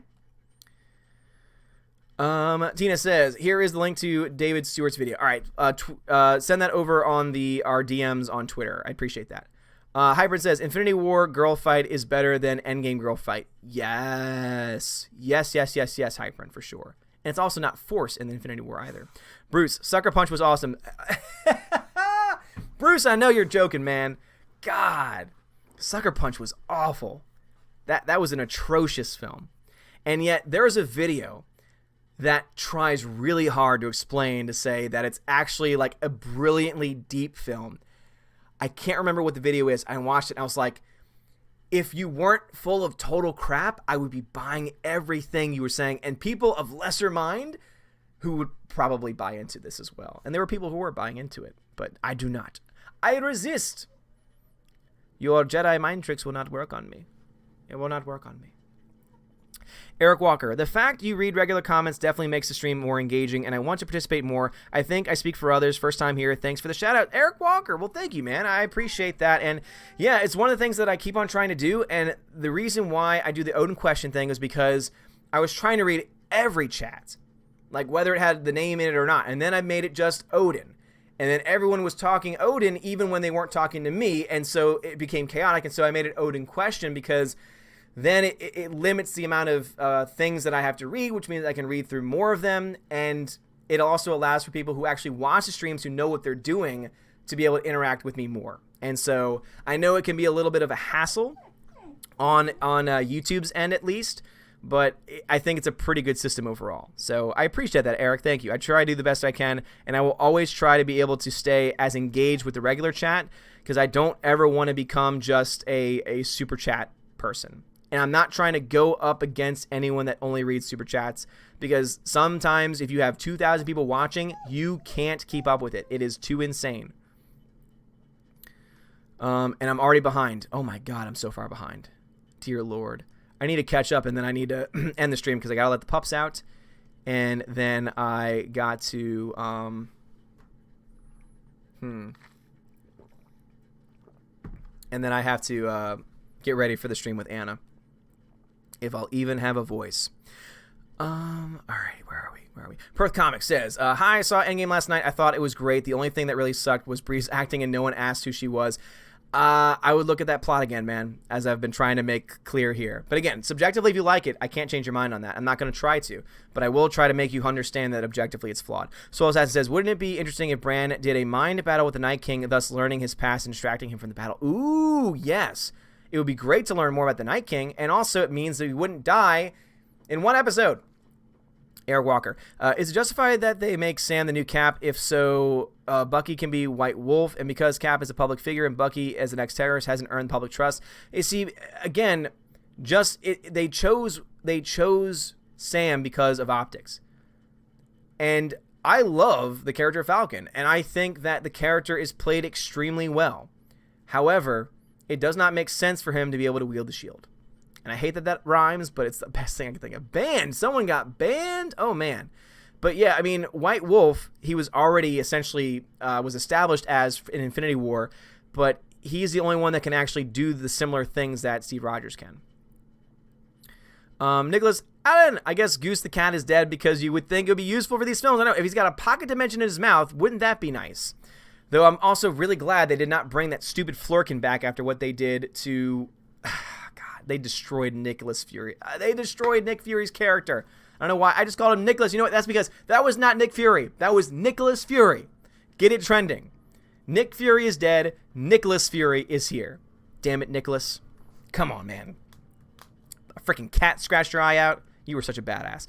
Hybrid says, not to sound like a downer, I think I'm going to stop watching movies for a while. Tired of being disappointed. Hopefully Dune 2020 has potential. Hey, man, you know, Godzilla has potential. John Wick 3, that's my most anticipated this year. If they screw up, if John Wick 3 is not good, I'll be right there with you, man. I'll be like, all right, I'm done. Tina, I was wanting to ask Odin. Okay. What? So he might come back? Wormhole. Oh, wait. So Thanos, Thanos faded or went into a wormhole, so he might come back. So no. I was saying that would have been cooler for them to go into Quantum Realm and have him disappear. So with the snap, he's been snapped out of existence. However, if we're to believe the timeline nonsense, if we're to believe the timeline nonsense that he could still be alive in another timeline. He's still alive in the past, theoretically. I guess. Unless they snapped him out of existence out of all the timelines. Again, plot holes! So many holes that need to be filled. Laura, but wasn't Scarlet Witch fighting Thanos pre-Gauntlet? I don't remember. Either way, remember, if Thanos kicks Hulk's butt without all the stones. So, in fact, I think he defeats them on his own without the Gauntlet, too. So, Scarlet is still very, very powerful. Rosetta Allen says, thanks, DC has gone seriously woke as F in their shows and movies, but I still love some of the comics. Yeah, seriously. And I wish I was into the comics, but there are so many things that I need to do. I don't think I'd be able to catch up with anything. I know that Gary is like a comic guru, so I'm actually thinking of being like, Gary, what are things I have to read? What are the best ways for me to learn all of the comic history without actually reading the comics themselves? I know that I'm missing out on something, but as someone with ADD like I am, is there a way, is there a source that I can just read from front to back to know exactly all the things I need to know? Hybrid says, Cap wielding Mjolnir was awesome for me personally. Did you hate it? I thought that was great. I did not have a problem with that at all. Him wielding Mjolnir was great. Eric Walker says, I Googled and PHP is Philippine piso, so it's coming from supporters from the Philippines. Oh, well, thank you very much. Cas Hermosa, thank you very much for the Philippines, man. Super. If you're looking for solid comic recommendations, definitely check out Alterna. Their founder is awesome, and they make great stuff. Okay, Alterna. Alex McCarthy says, Cap shouldn't be extremely old like that. He aging should have been close to Wolverine due to the super soldier serum. Yes. Now, in the movies, they could try and argue that, oh, that's not how the serum works in the MCU. That's how it works in the comics. It's not how it works in the MCU. They could argue that, But again, they never explain. And so we're kind of just left to wonder, aren't we? We're kind of left to wonder. There's kind of a nice little hole in this movie that we need to fill with some more gravel. John Winkler says, also to clarify, I don't hate Miles as a character, but I hate him as a replacement. Yeah, if he's just replacing it, then yeah. If he's existing in line with the other Spider-Man and the other Spider-Universes, that is fine. I did like that. Banned, says Steph. Nicholas Allen says, I legit think there are 2 versions of Endgame floating around. I saw someone else post spoilers that were too good to be made up, except the post-credit stinger was Xavier. I don't think that's true, because they've already made it very clear that they're not using the X-Men for 5 years. And yeah, I don't think that's true. I wish it was true. I don't think it's true. Rosetta Allen says, thanks. Now I have both Red Hot Chili Peppers songs and Weird Al spoof fighting for my attention. Give it away, give it away, give it away, give it away now. You're welcome. It was her niece. That's what I thought. Great niece. Sharon Carter is Peggy's niece. That's what I thought, Tina. Perth Comics says, Steve Rogers didn't change the timeline. He never said he ended up with Carter. He did owe her a dance, though. Okay, Perth. Now you're stretching. Now you're trying to make up excuses, man. Come on. Don't fall into the hole, all right? He didn't change the timeline. He never said he ended up with Carter. Okay, so he just became an old man? And you know how we know he ended up with Carter? They showed a wedding ring. They show him back in time with Peggy Carter, and then they show him with a wedding ring pretty much by any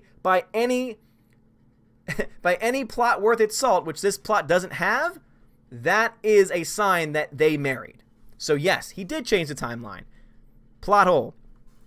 Tina. Yes, that is fat shaming. Shame on you, Russo brothers, for shame. Yes. Rhaegar, once a fat positive MCU, the fat cinematic universe led by fat positive Thor. Yes, Rhaegar. That's what we need. We need an alternate universe. An alternate universe that's all fat characters. If you want to get rid of fat shaming for life, create a fat universe. Do it. Prosis says, oh my god, I didn't realize that this is blatant fat shaming. Hypocrites. I know, right? Prosis? Seriously. All right, gonna jump over to my D-Live people real quick. Phonemo, thank you for the 6 lemons. Wonder Girl, thank you for the 4 lemons. Wonder Girl, appreciate you. You're new. I appreciate that very much so.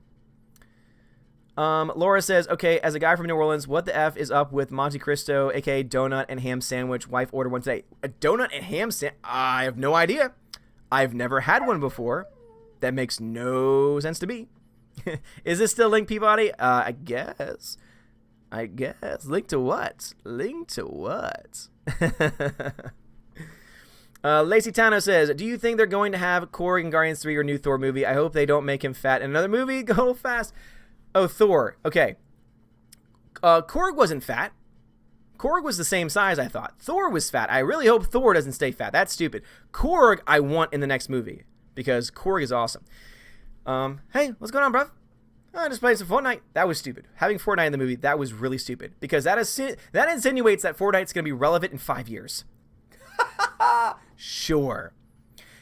Eric Walker, there are at least 5 timelines in Endgame. Loki escaped with Tesseract in one. Thanos leaves and goes to main timeline in another. Star-Lord doesn't meet Gamora in another. And Old Cap. Yep. CW Trixie says, the only way to understand all the timeline issues in Endgame is to drink as much as Thor. Seriously. Bruce, I do understand what they meant. Once all the stones were put back where they were taken from, the timeline would stay intact. But the people that got each stone should have returned the one they took. How would Captain know? Exactly. And also the Soul Stone. How do you return the Soul Stone? But also, too, as I said, the Ancient One makes it clear that the stones are what maintain the flow of time in the universe. In the present of 2023, where they are, 2023 to 2024, 5 years later, I guess it would be 2024. So in that timeline, they have no stones. So how is time being maintained? As I said, these are holes that need to be filled. And I'm not the one to fill them.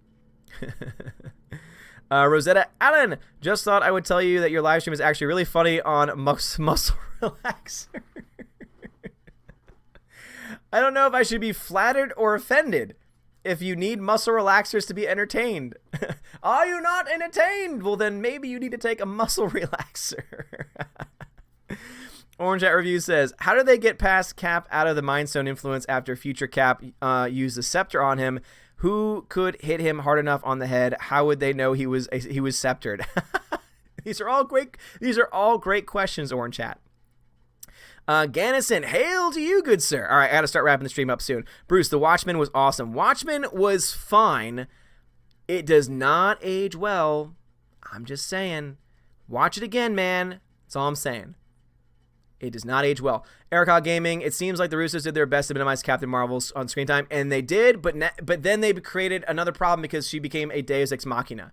And, yeah. It became just another problem. Prosa says, I never knew that you watched Game of Thrones so much I would have talked about before. We got to talk later about the last episode. Had lots of... Oh, yeah. Objectively, it's a very, very, very flawed issues process. So, for sure. Gannon says, Endgame was great, but I see your points. Again, subjectively, you can still enjoy it. But objectively, you've got to admit there are major problems. Grandmaster Yoda says, do you still think Episode 9 can do $1 billion? Barely. 850 to 1.1 is my current range. I don't believe that for a second. It's no hype now. Yeah, again, I think that it's going to be very hard. Bruce, John Wick 3 will be good. You just can't think. I hope it better be good. If they ruin that somehow, Halle Berry's in it, and Halle Berry ruins movies. I'm just saying, she ruins movies. She can ruin anything, all right? So don't fall into the curse of Halle Berry. Let's see, MB Tant, thank you very much for subscribing. Rhaegar Targaryen says, John Wick 3 does have Halle Berry. Yes, this is my point. In it, not to make you worry, of course. Though that is the only reason why I'm worried. Gannison, please make Avatar debate with Anna. I love to watch. We're talking about Endgame tonight. We're not going to do that debate because she'll get very, very mad. Moons of Madness, did Odin say why no streams? Because Twitch will not allow me to stream somewhere else at the same time. And if they find out I did even last night do that, I can get into, or whatever the last time I did it, apparently I can get into some trouble with that. And so I'm not going to be streaming there while I'm streaming elsewhere. So I'm going to try and do some Twitch-only streams once that audience gets built up a little bit. Lupus says, did you think Glass was good? I liked Glass for the most part. I hated the ending. Bruce, given what's to come with the MCU, I think. Yeah. Hyperin says, thank you for this wonderful stream. I appreciate you. Gannison, Avatar debate with Anna. It would make some awesome popcorn debate. It would. Nicholas Allen, me calling Cap's death has become like that running joke in Hot Tub Time Machine. I thought it would finally happen, and I was wrong again. Yeah, seriously. I enjoyed, Beer Belly Thor, Perth, was funny for 5 seconds, and then they totally undermined his character. Also, keep in mind, they took the strongest characters, Thor and Hulk, and emasculated them. Conspiracy? No, I think that it was done on purpose. It's definitely done on purpose. All right. I'll need to try to stop. Not doing that debate tonight. Eric Walker, my headcanon is that the stones are like the Green Lantern rings, not controlling the universe, just channeling, concentrating fundamental force or something too optimistic. Again, man, if that's what you need to get through, then you do what you gotta do, boo. Bruce, I missed it. When will you be on with Anna? I'm going to be on with Anna in about 19 minutes, actually. So I'm going to end this stream, let my dogs outside, and then drink some water, and then we're going to jump on her channel in about 19 minutes. A-Force is coming with Brie as director. I dare them. Please make that happen. Oh boy, everyone's loving my fat stuff over on DLive. I didn't eat it. It looked crazy. I want to be fat. I want to be fat Iron Man, says Laura. Peabody says, fat shaming. I'm lucky if I hold down what I eat. I call fat blob. Fat Iron Man would need stronger jets. Yes, he would. Klein driver, I hate time travel stuff. Me too. That sounded dirty, Odin. Did it? Whole feeling time. Oh, Brad, get out of here with that nonsense. Xenophone, thanks for the follow. Laura Story says, okay, you have never had boiled peanuts or a Monte Cristo sandwich. Are you really a NOLA? I am, but I do not die. I am not a NOLA person. So, Flare TV, thank you for the follow. Alan, Avatar is cancer. I wouldn't go that far. It's not good, but not that far. Rogue, he turned out as a badass when they turned him into a Viking look, though. Kind of Rogue, but not really. Can an Asgardian get fat? Isn't he a god? Well, remember his friends. One of his friends in Thor 1 was fat. So, who let the dogs out? Who? Bad Hammy says, are you using Tidy Labs? I am using Tidy Labs. Has it not been popping up for you guys? It must be down. I must have to refresh it or something. So I am using Tidy Labs. It must not have been popping up. I'm sorry. Guys, so sorry. On DLive, if you've been donating and stuff, I'm so sorry. I'll give y'all a shout out in a second. All right, so let me go ahead and shout out my patrons real quick before I forget, so that way I can get ready for the Anna stream. So huge shout out to all my patrons: A Grey Jedi, Adam Shawhan, Albertus, Magnus, Amanios Marcos, Brian P, Darkstar57, Delete System 32, Dion, Edward Coleman, Enrique Evangelista, Entertainment Hacker, Frank the Tank and the Shawhan Wiener Dog Clan, Harold Francis, the Hunky Chunky Funky Monkey, Inflamed Wood, It's a Trap Productions, Jason Clark, Jeffrey Toon, Jonathan, Jerem Beck, Laura Story, Matthew Cadish, Mr. Peabody and his evil twin, Outpost Dire, Perpetual Punster, Projar Sarif, Proper Jeremy or Proper Ginevra, Shenglong, Sir Lancelato, Theodora, the K-Man, the DJD Show, those two ball guys, Tina B, and Wolfgang Lounge. Thank you for being my patrons. You're amazing and beautiful people. Guys, it is indeed the 29th of April, so if you want to or need to change any of your patronage amounts, make sure you do so before the 1st of May. That is when the next charge will go out. Also, this list, of course, will update as of May 1st, and so if you have listed yourself on Patreon, don't worry, I have seen you, but until it processes on May 1st or May 2nd is when I'll officially update the list, because normally it takes about a couple days. I'll update the list. I think there's a couple people coming off, few people coming on, and if you want to check that out, check out my Patreon page. You can find the links to it in the description of this video. And also, I have a subscribe star too, and you have the same tier options, because I know some people don't like Patreon, so you can check out my subscribe star too if you so wish to. And again, just you being here, subscribing, liking, commenting is awesome, and I appreciate it. Travis Adderley, thank you very much for subscribing to the channel. Bless you, Alex McCarthy.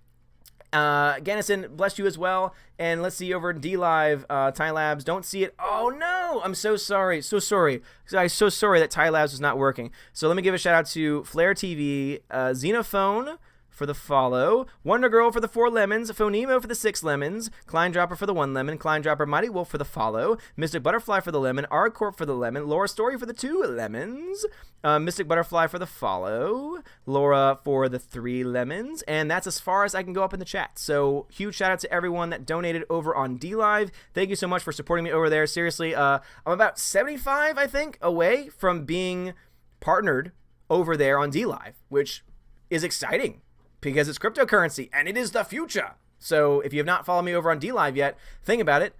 Brad says the stream looks better, sounds better, doesn't have as many issues. And as you can see, I try and give everyone as equal amount of time as I possibly can. So guys, thank you all so much for watching the stream. Please go check out That Star Wars Girl. That is the name of the channel, That Star Wars Girl. That is where I will be on in about 15 minutes with Anna, and we're going to continue this conversation to talk more about Endgame. She is like me. She did not like the movie, so I can't wait to hear her perspective on why she didn't like the movie, and I'm sure it's going to be a fun time. And if you want to really annoy her, fill the chat with sorries and fill the chat with Avatar sucks. And also comments about, oh my goodness, why am I blanking out on the movie she also loves that's not that good? Shape of Water. Talk about The Shape of Water too. It'll be funny. Anyway, Kleinjobber says, video quality is great on D-Live. Awesome. Rogue Work says, good work. Thank you. Thank you, Rogue. Appreciate it. All right, guys. You are all amazing and beautiful people. Have a wonderful day. The hounds must be released. Love you all. God bless.